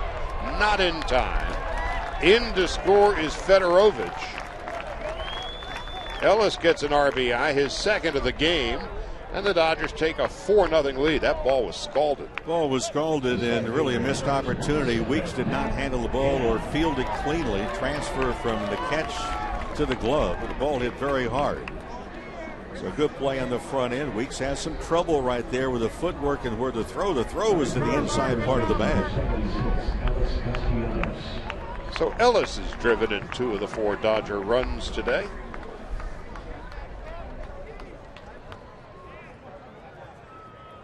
And the Dodgers with a 4-0 lead. Matt Kemp steps into the batter's box with runners at the corners in the bottom of the 4th, and Kemp takes low, 1 ball, no strikes. Kemp finally realized last year is how good of a hitter he can be to be patient and almost as if, well, a given pitch on the border of the plate, the strike zone, is not worthy of a swing. 1 ball, 1 strike. Defense we talked about earlier. Center fielder choice was playing over to right center field. They're kind of even up. But Cowgill extremely deep in right. In fact, he may be the deepest of all 3 outfield positions. 1-1 to Matt Kemp. Swing and a miss, 1-2. Well, that's the old swing and the old approach. 2 pitches in a row for Kemp that a lot of people tried. Slider away, then they would bust him inside, keep him honest, and try and go back outside. A pitch and location that Kemp adjusted with last year. Now the 1-2 to Kemp. Swung on, foul tip, just got a piece of it.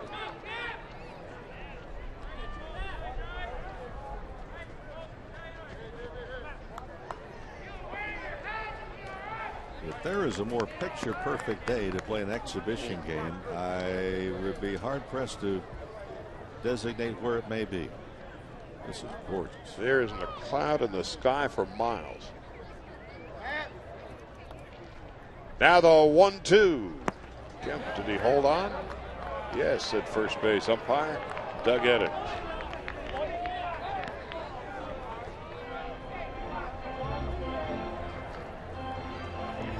Only spring training, Eddings was looking into the A's first base dugout. Someone may have been barking out at him.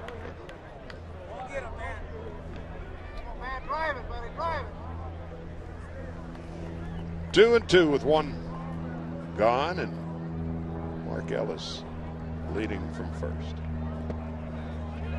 Now, with the ball bobbled behind the plate by Anthony Recker. On to second base is Mark Ellis. A wild pitch. So any hopes of a double play have been erased. At least a force out double play. Andre Ethier on deck. And the infield, Charlie, excuse me, going to be coming in. They're going to try and choke off that run. Not all the way back. They're not on the edge of the grass, but the ball hit sharply enough. They can maybe stop that run from scoring from third. Here comes the 3-2. And another slider, and this time Kemp tried to check his swing and couldn't.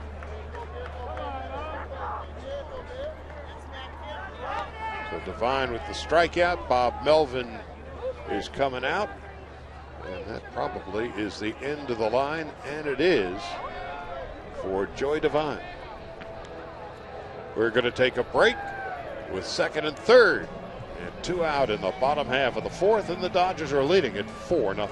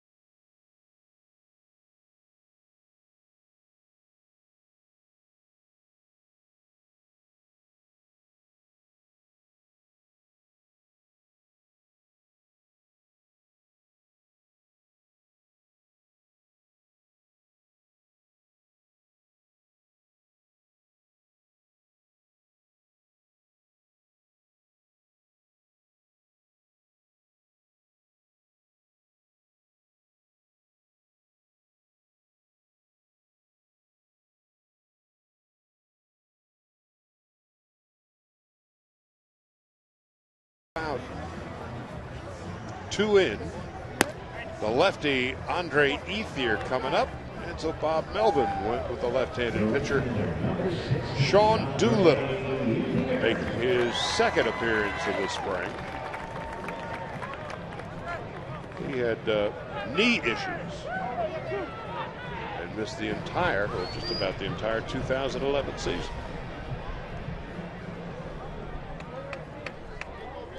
As we were saying, this athletic team is a work in progress. So Doolittle hoping to hook on. Ethier takes inside, 1 ball, no strikes. And Doolittle is doing it in a different mode. He had actually retired from baseball. He was signed, and he was the A's #1 pick, supplemental pick, out of Virginia, as an outfielder and a first baseman. And he missed almost all the entire season last year. Finally came back end of August, and he returned as a pitcher. So this is kind of a new thing for him. Base hit, fair ball inside the line, and 2 runs will score.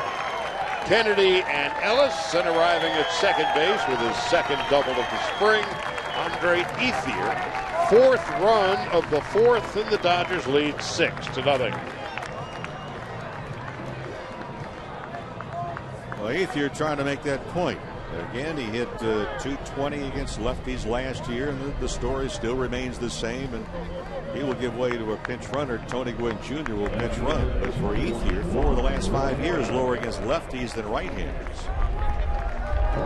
But that was a breaking ball, and he stayed right in there. Big question is going to be how much better is the swing and more consistent the swing for Ethier now with a healthy knee. He really altered his approach last year, in particular against lefties. Castellanos actually came in to score. He had pinch run for Mark Ellis. And now Juan Rivera is the hitter. Likely his last at-bat. And strike, 0-1.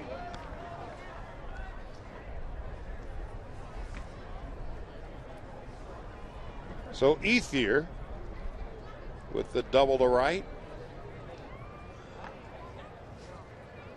And it is Tony Gwynn who is running for him.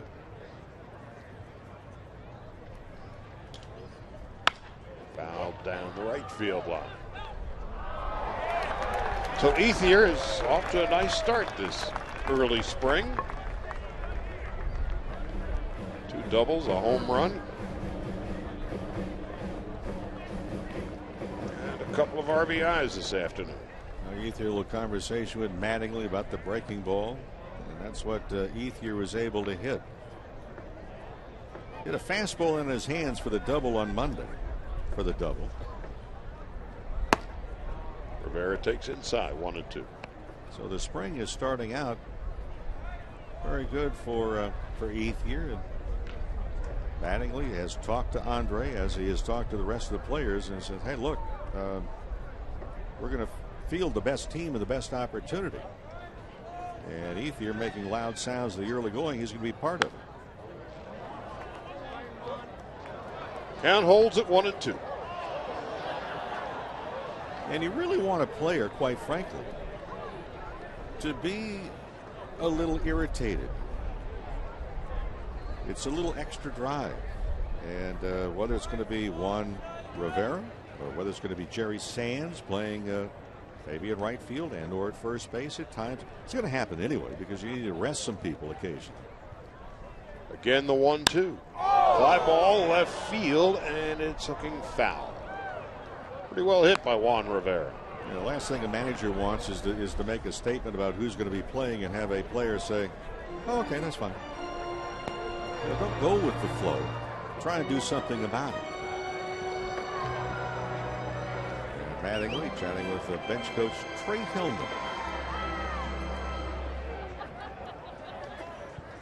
Well, we were talking the other day. It sure is nice to get that rookie year out of the way, whether you're a player or a manager. And the 1-2, Rivera strikes out swinging, and that ends the inning. But the Dodgers come up with 4 runs on 3 hits and leave 1. We'll go to the 5th, leading 6-0.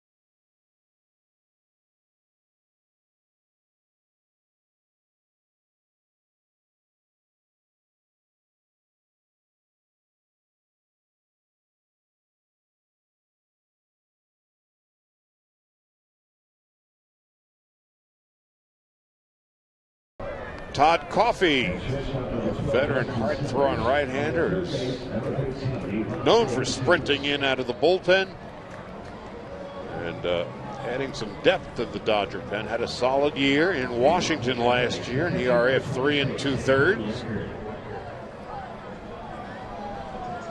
Well, when you've got a Todd Coffey and a Mike McDougall and a Matt Guerrier in the middle of your bullpen, Scott Elbert, the lefty, Jansen and Garrett at the back end. Certainly going into the season expected to be a strength of the Dodgers. Anthony Recker is the hitter, and Coffey delivers a strike, 0-1. Mike McDougall went an inning, walked 2, struck out 1, but 25 pitches in his effort.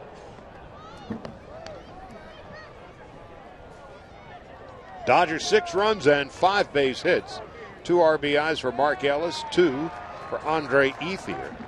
Adam Kennedy, a couple of hits and a run batted in. Chris Capuano, a solid 2 innings in his first outing with the Dodgers as Coffey delivers under the knees. 1 ball, 2 strikes. Coffey, one of those stories that he was not a high draft pick. He was a 41st round choice. Signed with the Reds, 17 years of age. He delivers a call, strike 3, fastball outside corner. Great location, and that heater with some pretty good zip on it. Coffey also. There was a stretch of time that when Todd Coffey came into town, the chickens were not safe.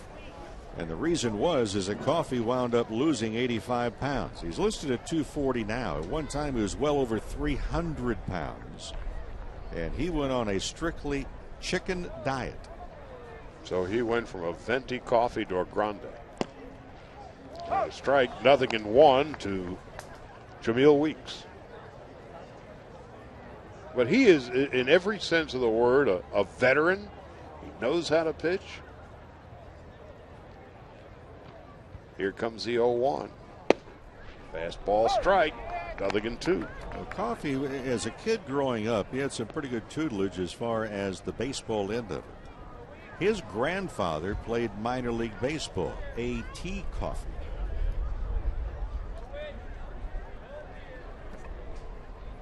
Now the 0-2, just inside. What was his name? AT Coffey. Got coffee, got tea. He would go into that club, where you buy a whole lot of stuff. Mm-hmm. This coffee, Todd Coffey. 80-pound bags of chicken he was purchasing. Well, backing out of play. And what did he have for breakfast?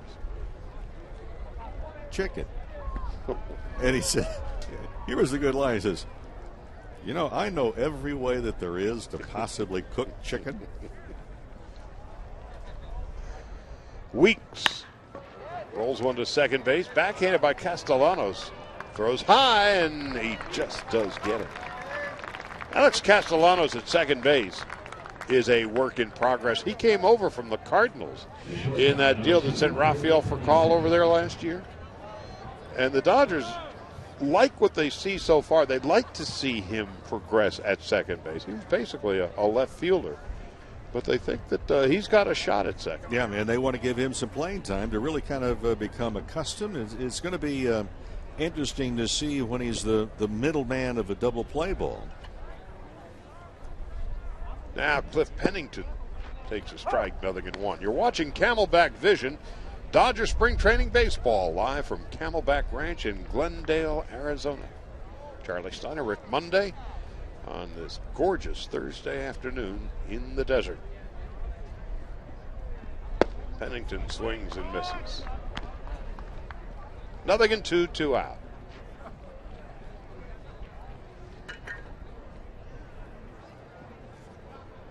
Seth Smith on deck.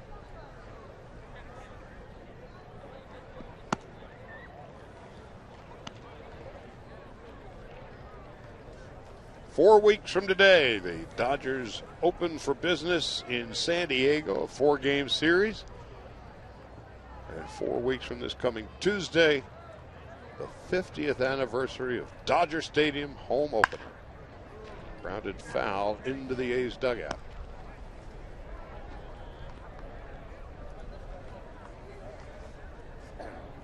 That pitch was a pretty good sinker. And the reason I bring that up is that when Coffey was with the Reds there for a while, the pitching coach at the time was Dick Pohl. Pohl did not particularly care for the sinker. He wanted Coffey to throw more of the four-seam fastball.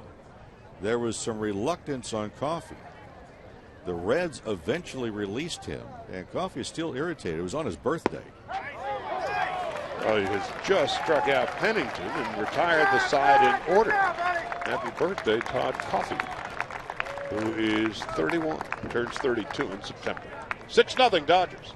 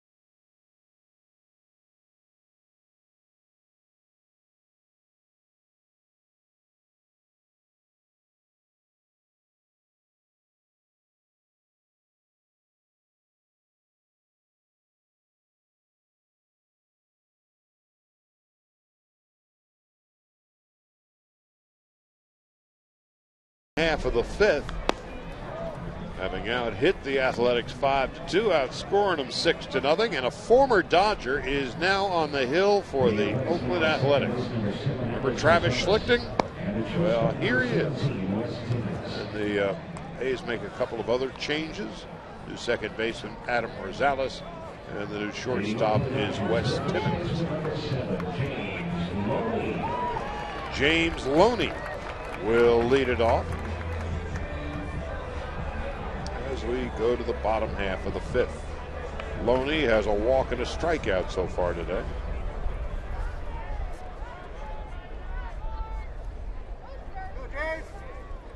So it's been a productive afternoon for the Dodgers. And Loney with a fly ball to right field and deep, and at the wall it will be tracked down by Colin Cowgill. James didn't miss that one by much. This is a big ballpark. It's 380 to the power alley. It's 410 feet to straightaway center field. And for Loney, a little bit on the end of the bat, didn't get the full charge into it. And it's 345 down the lines. But day before yesterday, when the wind was blowing out in the way that it was, we saw 3 home runs hit. Wind not much of a factor today. Oh, there's a gentle breeze from right to left. But Ivan DeJesus gets his first at-bat and takes a strike, 0-1. Uribe, whom he has replaced, walked and scored a run in 2 plate appearances today. Dodgers with 2 in the first and 4 in the fourth. DeJesus takes low and inside, 1 ball, 1 strike.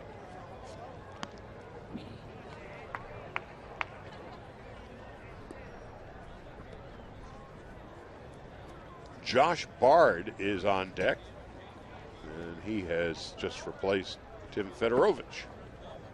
A ball outside, 1 ball, 1 strike.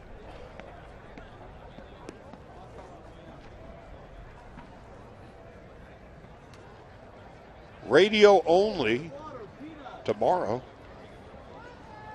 as the Dodgers and Rangers play over in Surprise.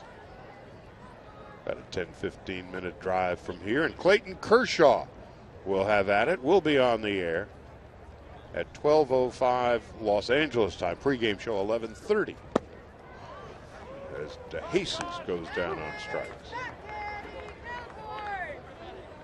2 out. Well, they had quite a show over there in Surprise yesterday as Yu Darvish made his spring training debut, and by all accounts, he was quite a success. Now Josh Bard takes low and outside, 1 ball, no strikes.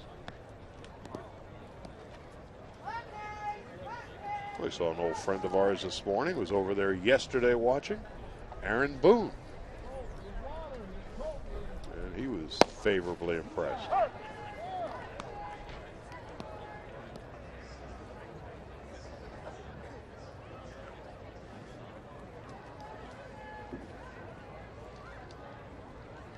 The left-handed hitting Bard takes low and outside. Bard came up with the Indians in 2002. Has played for the Red Sox and the Padres and the Nationals and the Mariners. Born in Ithaca, New York. And fouls it off to the left. Yeah, he starts with a somewhat interesting bat position that is really back behind him. But as you watch him, as the pitcher closes in on that release point, you'll see the bat actually get into much better hitting position. But he starts it way back behind the back. Here's the 2-2. And Schlichting retires the Dodgers in order in the 5th. We'll go to the 6th with the Dodgers shutting out the Athletics. 6-0.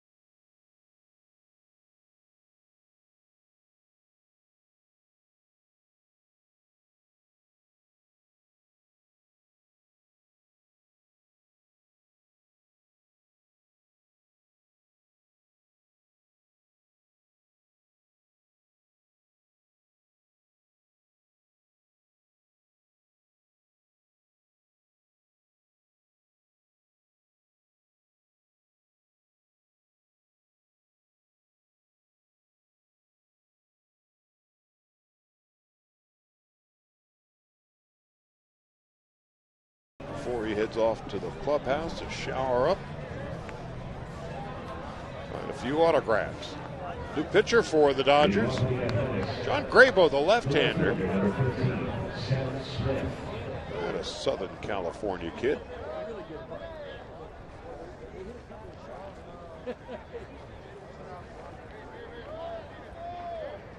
Grabo is now 33.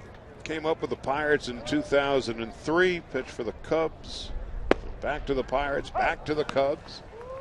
And now with his hometown team. And he delivers a strike, and it's 0-1 to Seth Smith. Left-handed hitter, the former Colorado Rocky and the former Ole Miss quarterback. Fouls it off to the left. And it's 0-2. Graybo out of Arcadia. I think admittedly he grew up somewhat confused. He was a Dodger fan, and yet the guy that he really loved to watch, Will Clark. Will the Thrill, a Giant, of course. So there was a little bit of internal battle there. Well, he worked out his issues apparently, and Josh Field with an underhanded toss to Graybo, and there's one out in the sixth. Well, Graybo's been able to work through issues to begin with because he developed the thing. And the pitchers understand what the thing is. You think of Rick Ankiel, you think of Steve Blass a number of years ago. And it was after he had a surgery, and he came back and said he got it bad.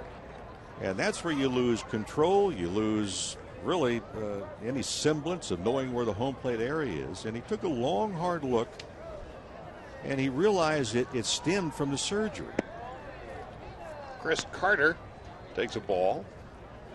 And stemming from the surgery, he realized that he was still wondering if he could come back and be healthy and still pitch at the big league level or even pitch at all post-surgery. Swing and a miss, and it's 1-1 strike. Those are the guys you really look at and admire because it is not an easy thing. And when you mention to a pitcher the thing, they shudder.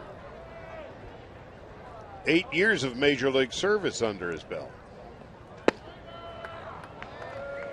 1 ball and 2 strikes. Again, today is but March the 8th, 4 weeks from today. The season opens for the Dodgers in San Diego.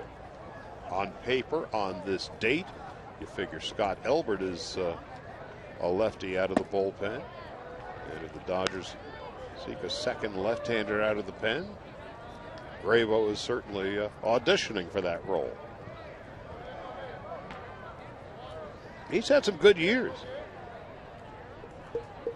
With the Pirates in 2008, hopped up to the right side. Fields, 2 gone. Josh Fields in at first base, replacing Loney. In 2008, Graybo had a 2.84 ERA with the Pirates.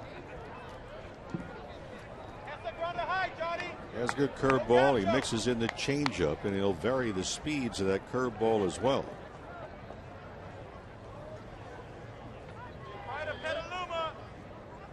Now with 2 out and nobody on, Johnny Gomes, the batter, a strikeout and a walk today. Strike, 0-1. Home plate umpire Mike Winters, call him as he sees him today. Gomes is 2 out of 13 so far this spring.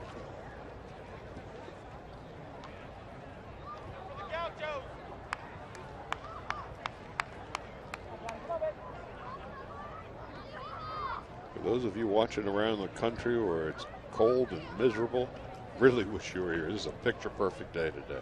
Here's the 1-1. Fouled off to the left, and it's 1-2. As if they don't feel bad enough, cold weather. Some parts of the country just hoping that spring arrives sometime soon. Yeah.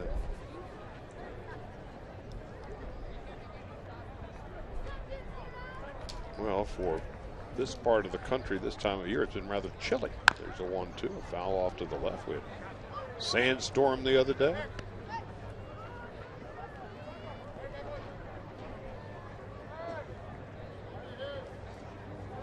But today couldn't be any nicer. No wind to speak of. The flags seem to be taking the day off out in left center field. Here's the 1-2. Well, Graybo comes in and retires a side in order. The A's haven't had a base runner since the 4th inning. So we'll go to the bottom of the 6th. Dodgers comfortably ahead 6-0.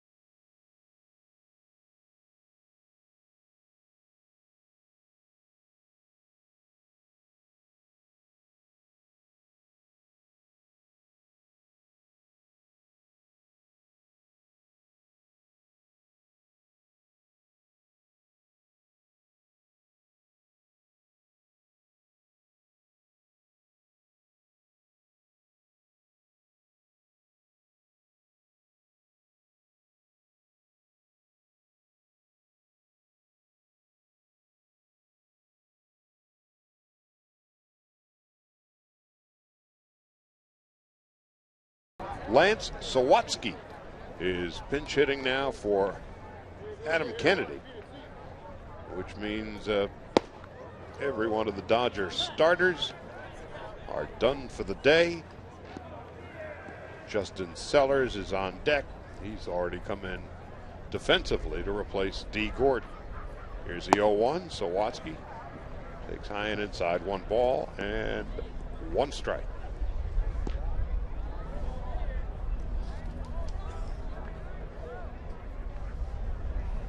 The 1-1. Chopped to short. And Wes Timmons, a recent replacement, comes in, and here's 1 out and nobody out. Clayton Kershaw won the 2011 National League Cy Young Award. This just in. And he'll be presented with that trophy before the game on April 11th when the Dodgers take on the Pirates at 7:10 at Dodger Stadium.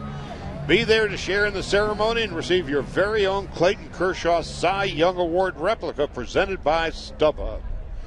For tickets, visit Dodgers.com/promotions.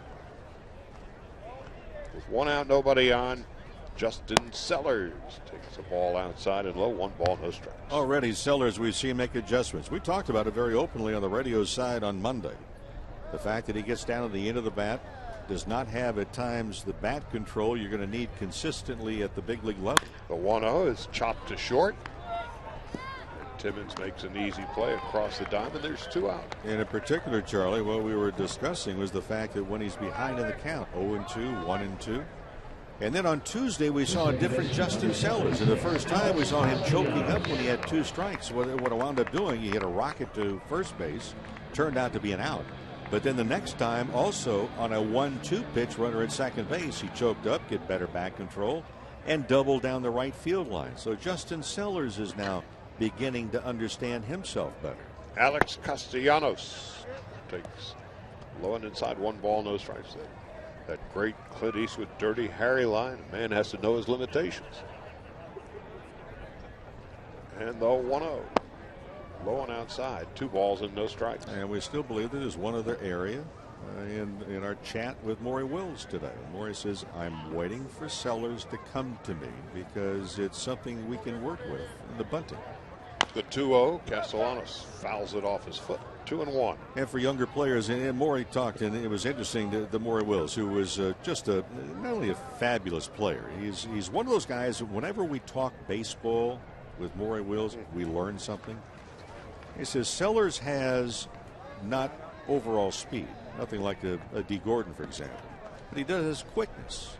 And Maury believes that Sellers can help himself out by learning how to bunt, at least have it in his bag of tricks, if you will, as a threat if he gets into a slump when he's able to play. Well, if you're a threat to bunt, the infield has to cheat in a little bit, and if you want to swing away, the angle plays to your favor. Castellanos with a fly ball to left field and deep, and the former Cardinal has hit a home run. Castellanos, who came over from St. Louis in the trade deadline last year for Rafael Furcal, shows that he has some pop in his bat, and the Dodgers take a 7-0 lead. In a conversation yesterday with Dodger manager Don Mattingly, we've seen very little of Castellanos, but we mentioned at the first at bat that we saw very good bat speed. Well, watch the location of the pitch and how he gets the bat through the hitting zone. Those are very quick hands, strong hands. The question now for the young man, can he make the transition to the second base position defensively? Now Trent Olchen fouls it off to the left, and it's 0-1. Well, bat speed you can improve a little bit, but you cannot teach it. And Castellanos shows that he does indeed have bat speed. How about that? And there's a difference, folks, between bat speed and swinging hard. They are totally opposite ends of the spectrum.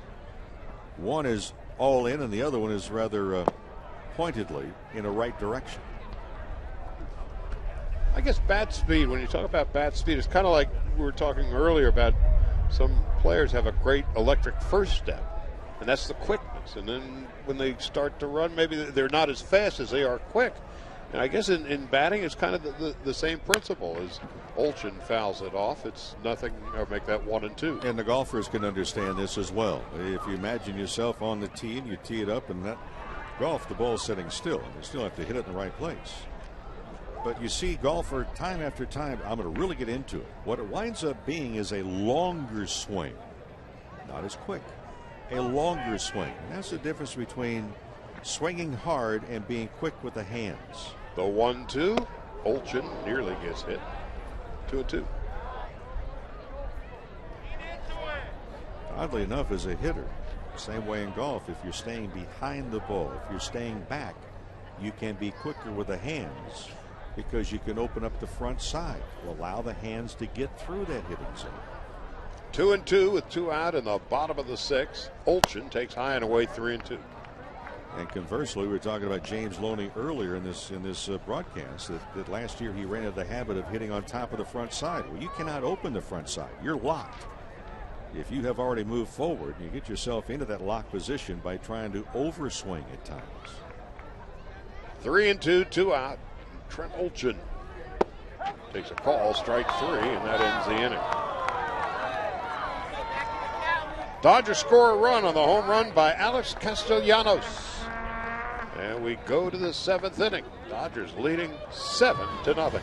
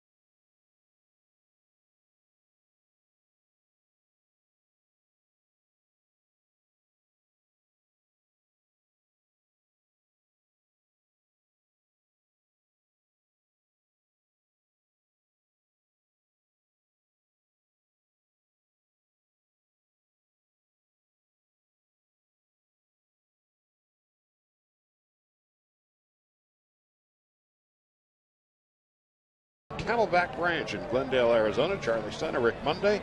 It's been a terrific afternoon for the Dodgers on so many levels. As you can see on the line score, the pitching has given up but 2 base hits. In fact, Dodgers have not given up a hit since an infield hit by Colin Cowgill back in the 2nd inning. And they have pounded A's pitching for 7 runs, 6 hits, and a home run from Alex Castellanos. And Stephen Fife becomes the 6th Dodger pitcher of the day. He came over in that 4-way trade that brought Tim Fedorovich. And Fife over here. Remember, Trayvon Robinson went up to Seattle. And the first pitch to Josh Donaldson here in the 8th inning from Fife is fouled off. 6'3", 210. He's from Boise, Idaho. He was part of that Boise Little League World Series team in 1999. Oddly enough, once he signed professionally, he actually played with 2 of his Little League teammates at the professional level as well. Good fastball, curveball, slider.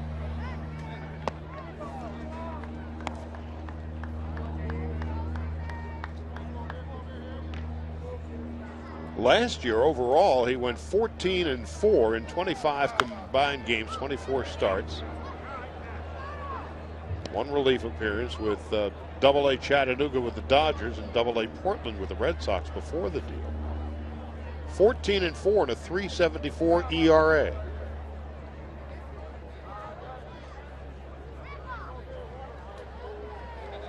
And Fife deals. Donaldson fouls it off. For those of you just joining us, let's get you caught up on some of the highlights of the day. Chris Capuano made his first start for the Dodgers. 2 innings, 2 hits, 3 strikeouts, 36 pitches, 25 for strikes. And was very solid. And after that, Dodger pitching has not given up a hit. Matt Guerrier in an inning walked 1, struck out 1, 16 pitches, 9 strikes. Mike McDougal has popped up behind the plate, and Josh Bard makes the catch. 1 out. McDougal, 2 walks and a strikeout in his shutout inning. Todd Coffey struck out 2 in a perfect inning. John Grabo struck out 1 in a perfect inning. And it's been a while since the Athletics have gotten the ball out of the infield. In fact, you have to go back to the 3rd inning.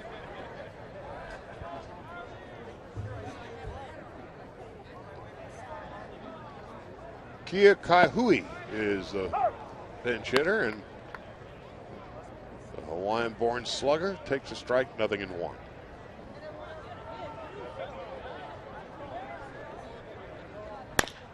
And he whacks it foul, it's just up the first baseline. And offensively for the Dodgers, Mark Ellis doubled, scored 2.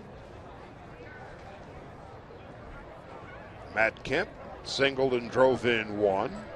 Andre Ethier doubled home 2. Adam Kennedy had a couple of base hits. Alex Castellanos hit a home run in the bottom of the 6th. So all in all, a very good day for the Dodgers. There's a fly ball to right center field. And Trent Olchen tracks it down.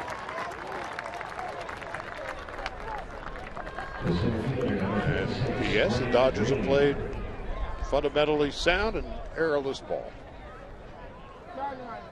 Good day. And they have, again, we've seen them run the bases well. Not only advancing runners today, but taking some extra bases. We pointed out a couple of different guys leading off at second base, a good secondary lead. Things that really go unnoticed, maybe during a ball game, except for the coaching staff. And they are watching it very closely and monitoring how the club is going. Swing and a miss by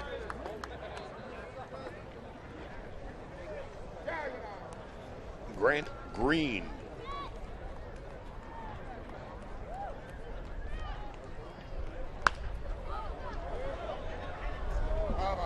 Well, that's one of the things we have, as we've chronicled now, Don Mattingly beginning his second year as the manager of this club and his terrific coaching staff. Dodgers play fundamentally sound baseball. Well, Don put it in the words yesterday. He said, for example, and they were talking about when you hit the ball, you're at home plate, and maybe there's going to be a single, but there's a chance the guy may bobble the ball. He says, I basically told him, and here's the difference. It's not that we want you to run hard and make the turn. We expect you to make that hard turn. Here's the 1-2 inside and low 2-2. So the preamble to spring training was basically, here it is, guys. It's not like, well, you go ahead and play and we'll let you know what. No, they establish exactly what the parameters are to begin with. Donnie Baseball, the 2-2. Fly ball, left field, and right at Tony Gwynn.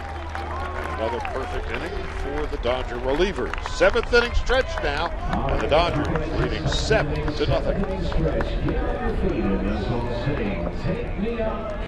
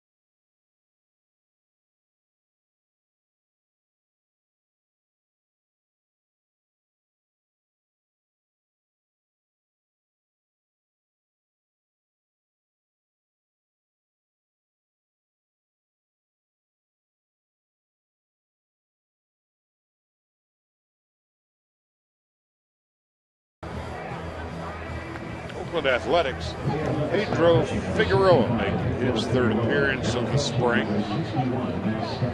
Seems like you're not a major league pitcher anymore unless you've had Tommy John surgery. And Pedro Figueroa had his in June of 2010. Of course, the creator, the inventor of Tommy John surgery, the great Dr. Frank Jobe.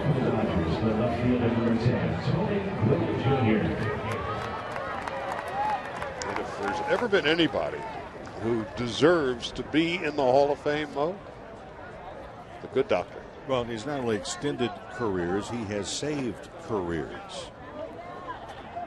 And it was really the only option for Tommy John. It was either this surgery that Dr. Joe came up with or another profession.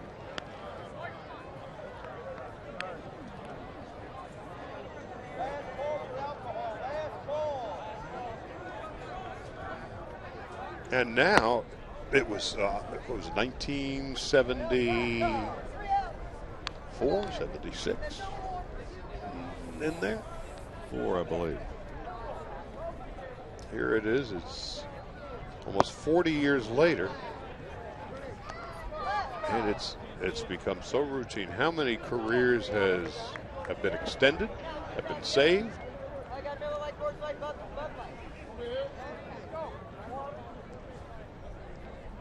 And there's got to be some room somewhere in the Hall of Fame for the good doctor. Gwynn goes down on strikes, 1 out, nobody out. The right fielder, number 77, Scott Van Slyke.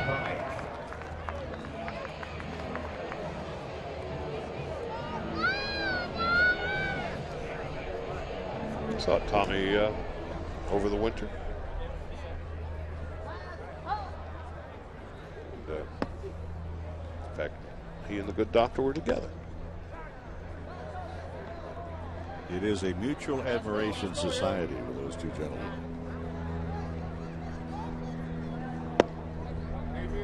Here's Scott Van Slyke.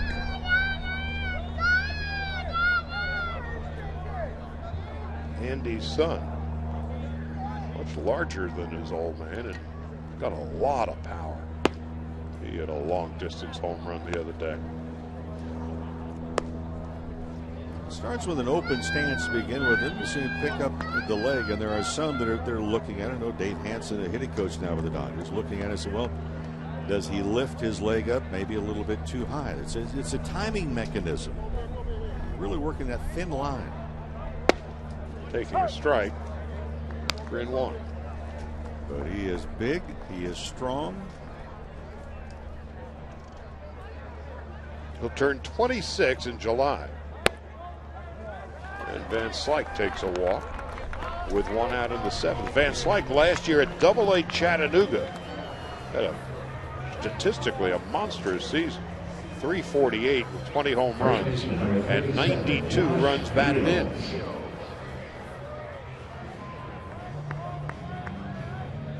And so the Dodgers are hoping he's a late bloomer.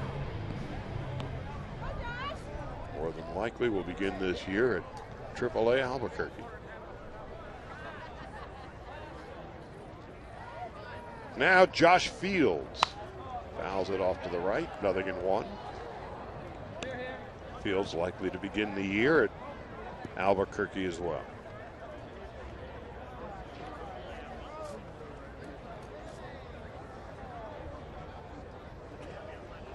Fields came up in the White Sox organization.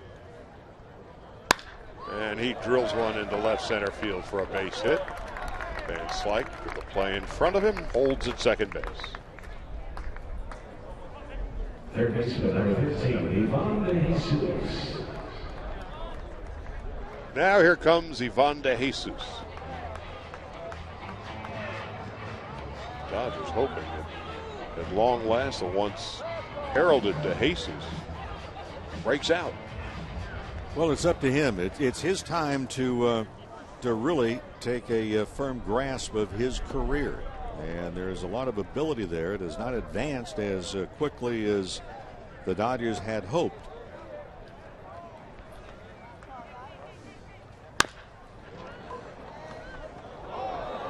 Nice play on a bad hop by the shortstop, Timmons.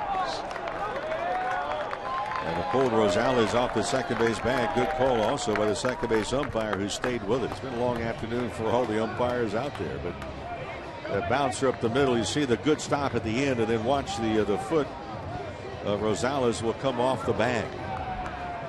Second base umpire Mike DeMuro. Second generation Major League umpire.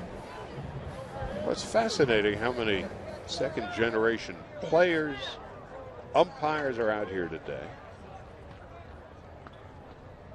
Now Bard with the bases loaded, fouls it back, 0-1.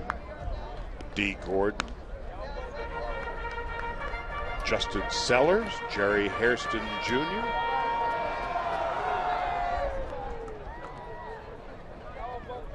Dodgers are hoping that Mattingly and Wallach will also have that as well.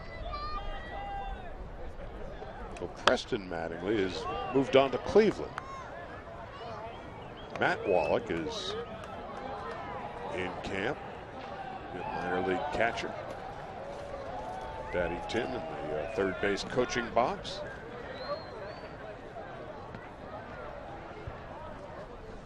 Mike DeMuro, the second base umpire, is Father Lou. A long-time American League umpire before they joined forces. Call, strike 3.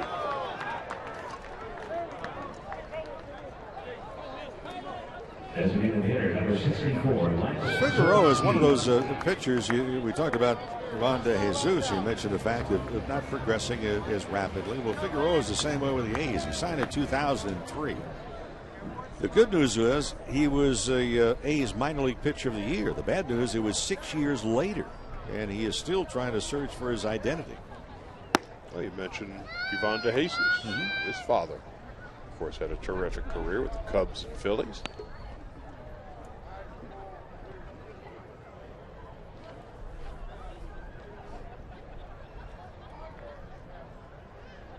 Sawatsky, a switch hitter, batting for the right-hand side now. Takes a strike. Dodgers with the bases loaded. 2 out, bottom of the 7th, already sitting on a cushy 7-0 lead. Jeff Sellers' son, Justin, on deck. Now the 1-1. A high chopper. And Figueroa fires a fastball to first, and that ends the inning. No runs, 1 hit, 3 left. We'll go to the 8th, 7-0 Dodgers. Up on the free trolley is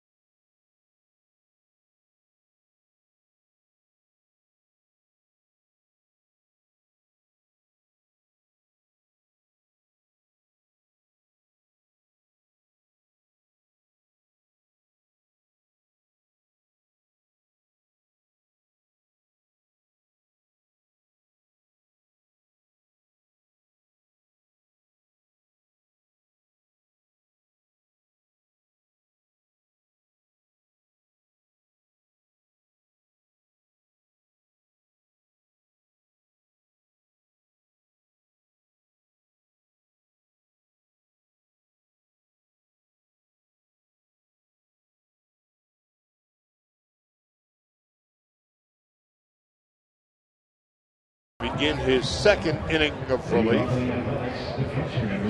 A solid performance for the Dodgers at every level today. They've out-hit the A's 7-2. Oakland hasn't had a hit since 2 out in the second inning. Dodger pitching has combined to strike out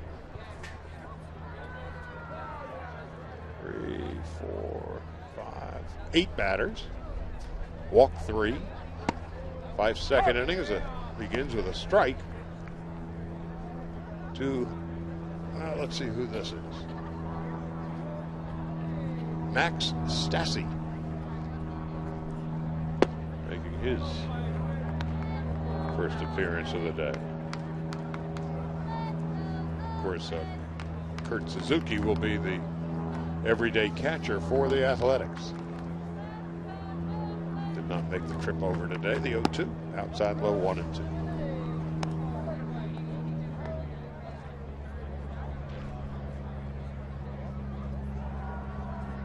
The A's have this young Cuban expatriate, Yoenis Cespedes, who's been opening a lot of eyes, at least in batting practice.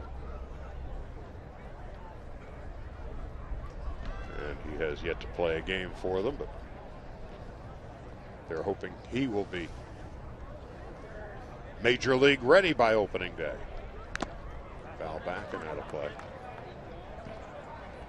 As of now, the A's outfield going into the new season would have probably Seth Smith in left, Coco Crisp in center, Josh Reddick, the former Red Soxer, in right.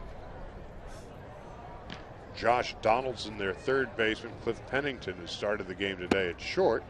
Well, Fife has just struck out Stassi, and that's the first out of the 8th. Jamil Weeks and Brandon Allen. Well, 5, we talked about good movement in the pass, and that ball just in the last second, just kind of a cut fastball and darts away from Stassi.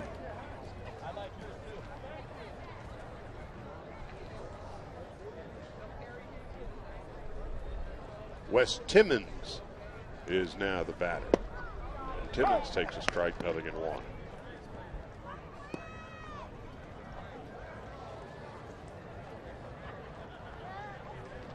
Fife deals inside.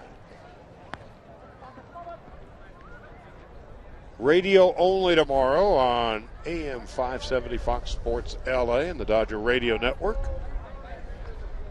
We'll be on the air at 11:30 in the morning Los Angeles time for the pregame. First pitch about 5 afternoon, 1:05 locally. The Dodgers drive over to Surprise, and Clayton Kershaw makes his spring training debut. Clayton, of course, will be starting on opening day in San Diego and at the home opener at Dodger Stadium.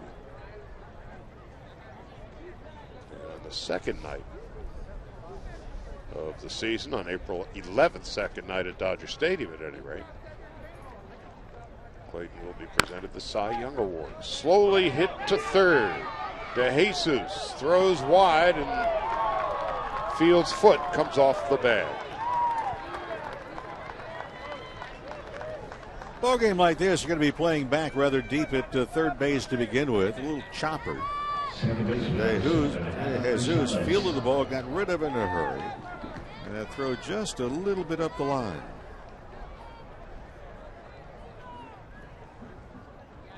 And it goes as a base hit. Infield hit. And Adam Rosales is the batter. His first at-bat of the day. And he takes a strike. 0-1.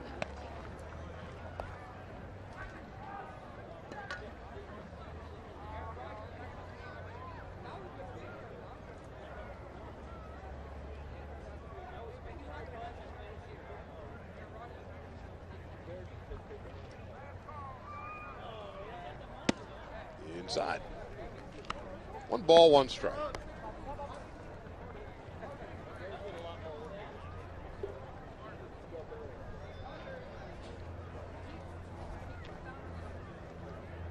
Dodgers have a split squad on Saturday. Neither game will be broadcast. Next be on both radio and television after the Friday radio only game on Sunday when the Cubs are here.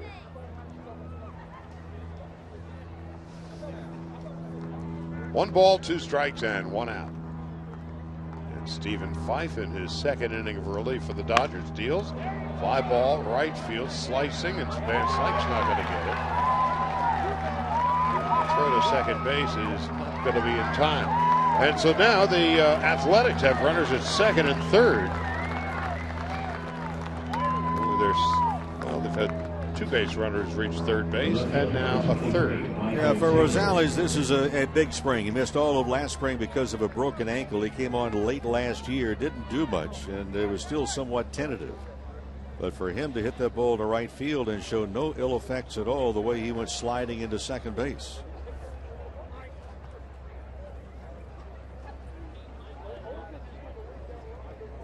Michael Taylor making his first at-bat of the day.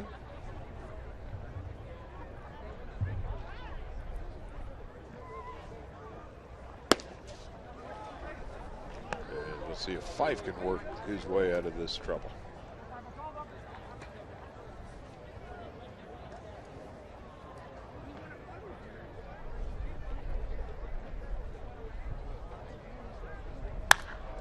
Fly ball, left field. It's going to stay in the park for Tony Gwynn. Tagging and scoring easily is Wes Timmons. The A's are at long last on the board with 2 out. A run in the top of the 7th. Dodgers lead is 7-1. The first baseman, number 22, Chris Carter.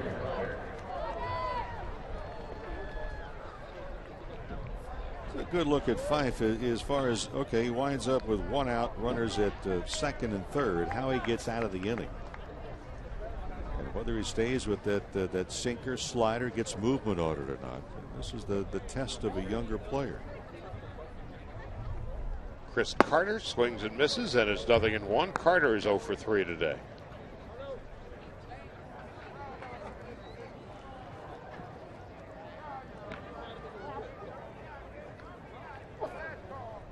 Johnny Gomes on deck.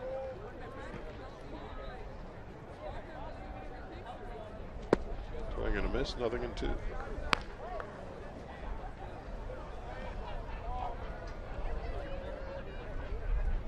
Sometimes you just ask yourself, why do these people say the things that they say? Here comes the 0-2. Carter takes a call, strike 3. We'll get to that story when we go to the bottom of the 8th. But the A's come up with a run on a couple of hits and leave one. We go to the bottom of the 8th. 7-1, the Dodgers lead it.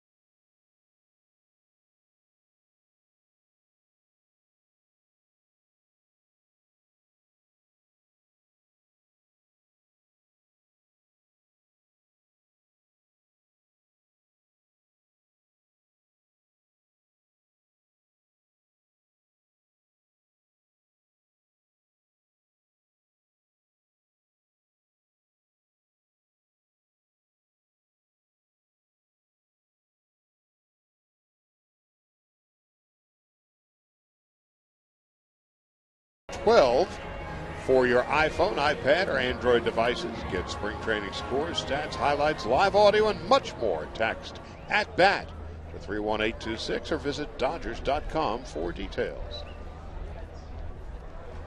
A one-time Dodger, Eric Threets, is now on in relief. Threets, don't fail me now. Now, much travel. He was with the Giants for a bit, too. And now open. And Justin Sellers with a comebacker into center field for a base hit as we begin the bottom half of the eighth. Zeller just continues to put the ball into play here in the early goings of spring training. And that grounder up the middle. Threets, the big thing for Threets is trying to find a way, Charlie, to stay healthy. I mean, here's a young guy that came on with all the flurry, and he throws hard, but you have to stay healthy and remain on the field. Unfortunately, he's had way too many injuries. Alex Castellanos, who has opened some eyes here this spring, hit a home run in his last at-bat.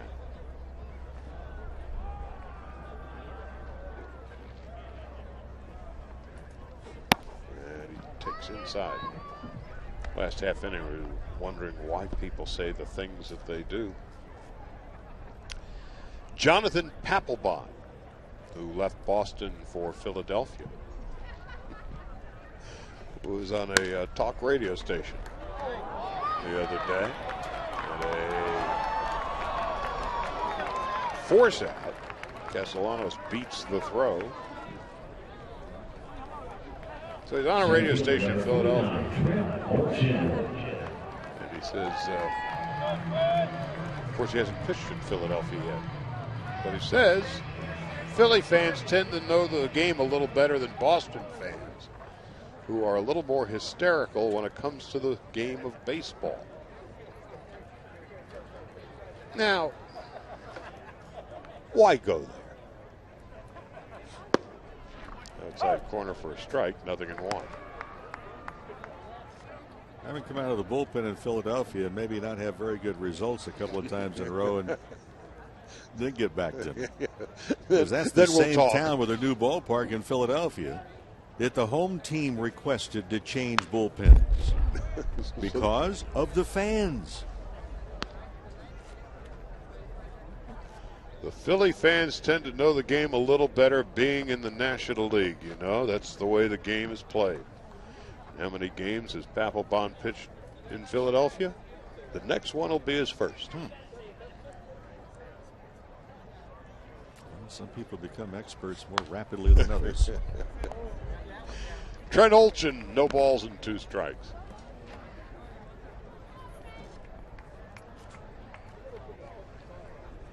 Well, the U.S. won the gold medal in the Olympics baseball down in Australia. Tommy Lasorda was the manager of that team, and Trent Olchen, an Aussie, was the bat boy for that team, for the American team. 1 ball, 2 strikes. Trent has since moved to San Diego, got married in the offseason, and in all likelihood will begin the year in Albuquerque. A 1-2, inside and low, 2-2.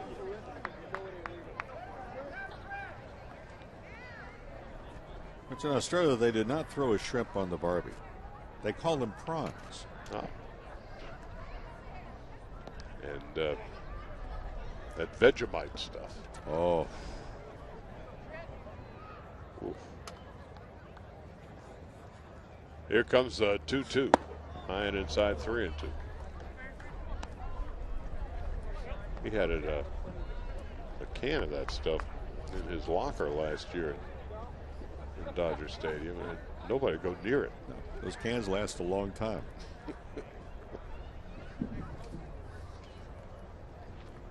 On 3-2, Olchen fouls it off to the left and out of play. I asked Trent last year when he was telling me, hey, I've got this Vegemite. I said, do you eat it? He goes, heck no.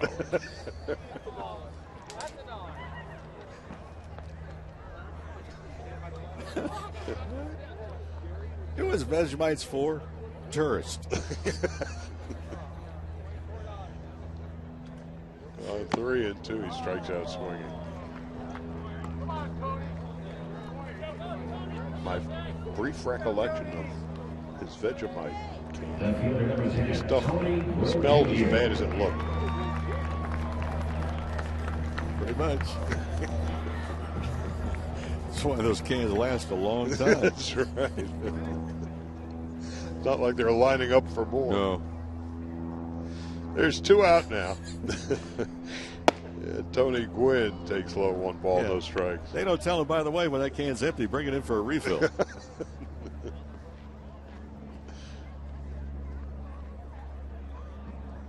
Andre Ethier began the day in the outfield, and Tony came in to pinch run for him. Another good day for Ethier, who walked, doubled, and drove in 2. Also struck out. D. Gordon walked in the first inning, stole a base, came in to score on a double by Mark Ellis. Ellis had a couple of hits, couple of runs scored. As Gwynn grounds out, and that ends the inning. We'll go to the 9th. The Dodgers comfortably ahead, 7-1. Fans, don't forget that you're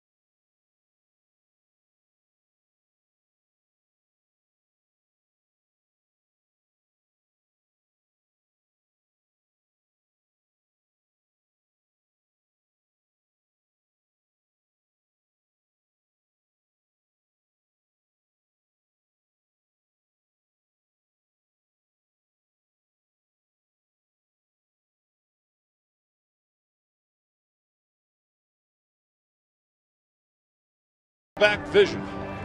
Charlie Sunriff Monday on this gorgeous Thursday afternoon, and Wilfredo Ledesma, the lefty, is on to close it out for the Dodgers. 7 runs, 8 hits for the Dodgers, a run, 4 hits, and an error for the Athletics. Again, 1-loss record. It's not paramount in spring, but really it's not whether you win or lose, but how you play the game. And the Dodgers have played this game this day very well, Mo. Well, they've played it very well, and I think, again, reflecting upon the coaching staff, we brought that up earlier, is that how this club is going about doing their work, and we saw them earlier this morning. Don Mattingly's added another twist, because every morning they're at times they have, well, it's almost like show and tell. And we looked down the hallway early this morning, and we saw a couple of costumes as some of the rookie players were coming in and entertaining the rest of the troops. Johnny Gomes, the hitter, takes high and outside, 1 ball, no strikes. Dodger idol was what it was. And Don wants to keep a nice, loose atmosphere in the clubhouse. And again, it's 5 games into spring, 4 anyway.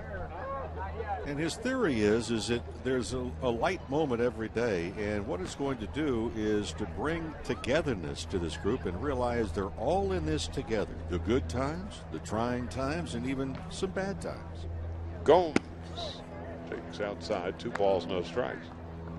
And yesterday, and I think every day, he's got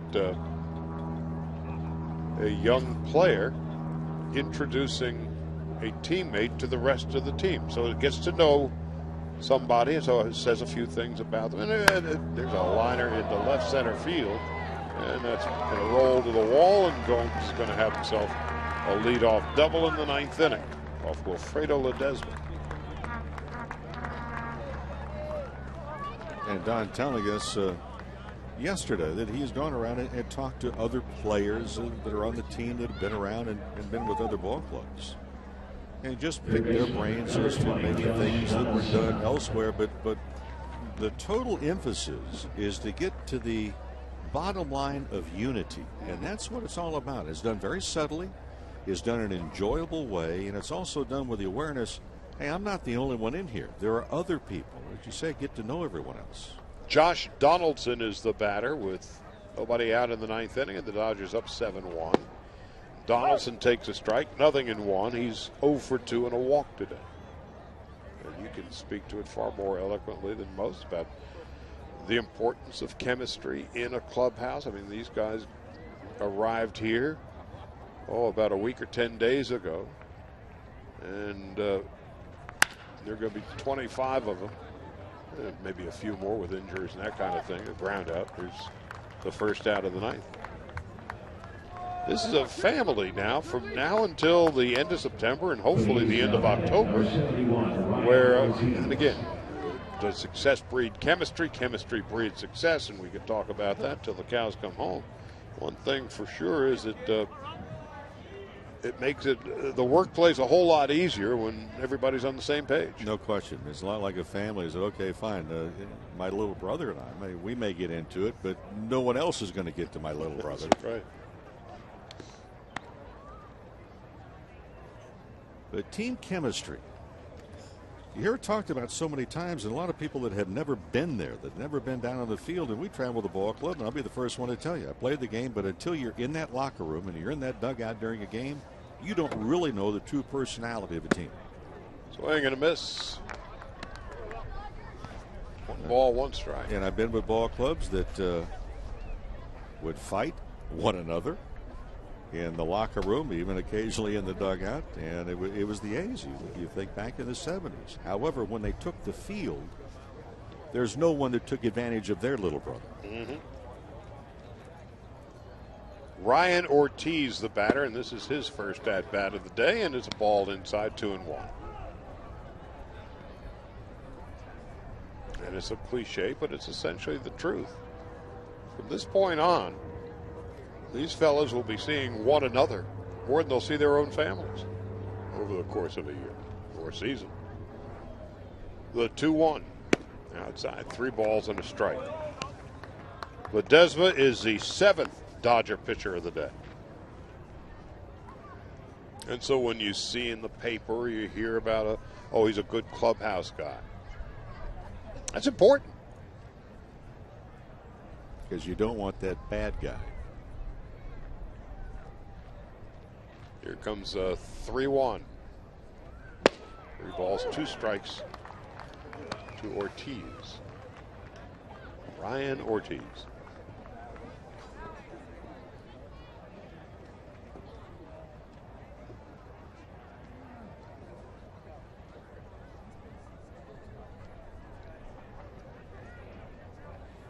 Grant Green is on deck.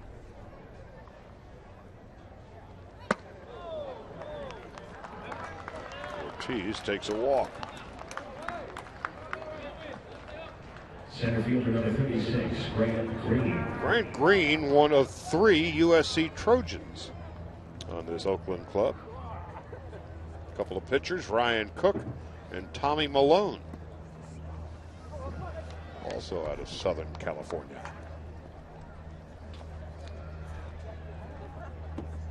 Green did not start. This is his second at-bat. He flied to left field in the 7th inning. Dodgers lead by 6 with 1 out in the 9th. Green takes a breaking ball for a strike, and it's 0-1. A leisurely Thursday afternoon. Game time temperature was 65. No discernible breeze, and a breaking ball just outside. 1-1.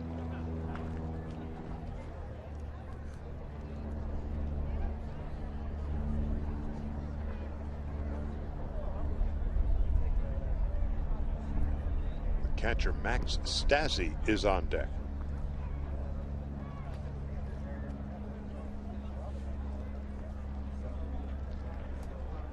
Now the 1-1.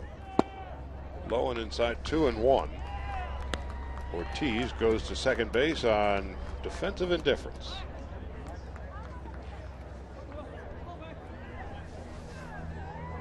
Two balls, a strike, and an out. Dodgers about ready to put an end to this game. It's in the hands of Wilfredo Ledesma. Swing and a miss. 2 balls and 2 strikes. Pretty good pitch right there. Ledesma took something off, tailing away from the right-hander. That would have been a dead fish.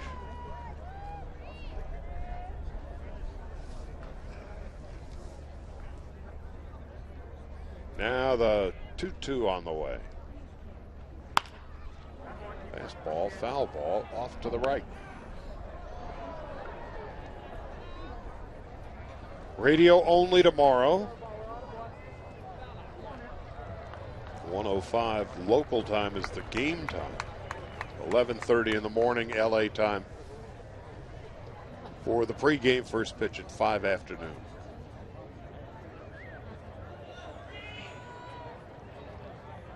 Now the 2-2 with second and third.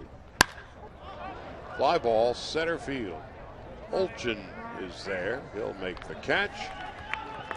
Tagging and scoring is Gomes. There's 2 out. It is now a 7-2 Dodger lead. The catcher, number 61, Max Stassi.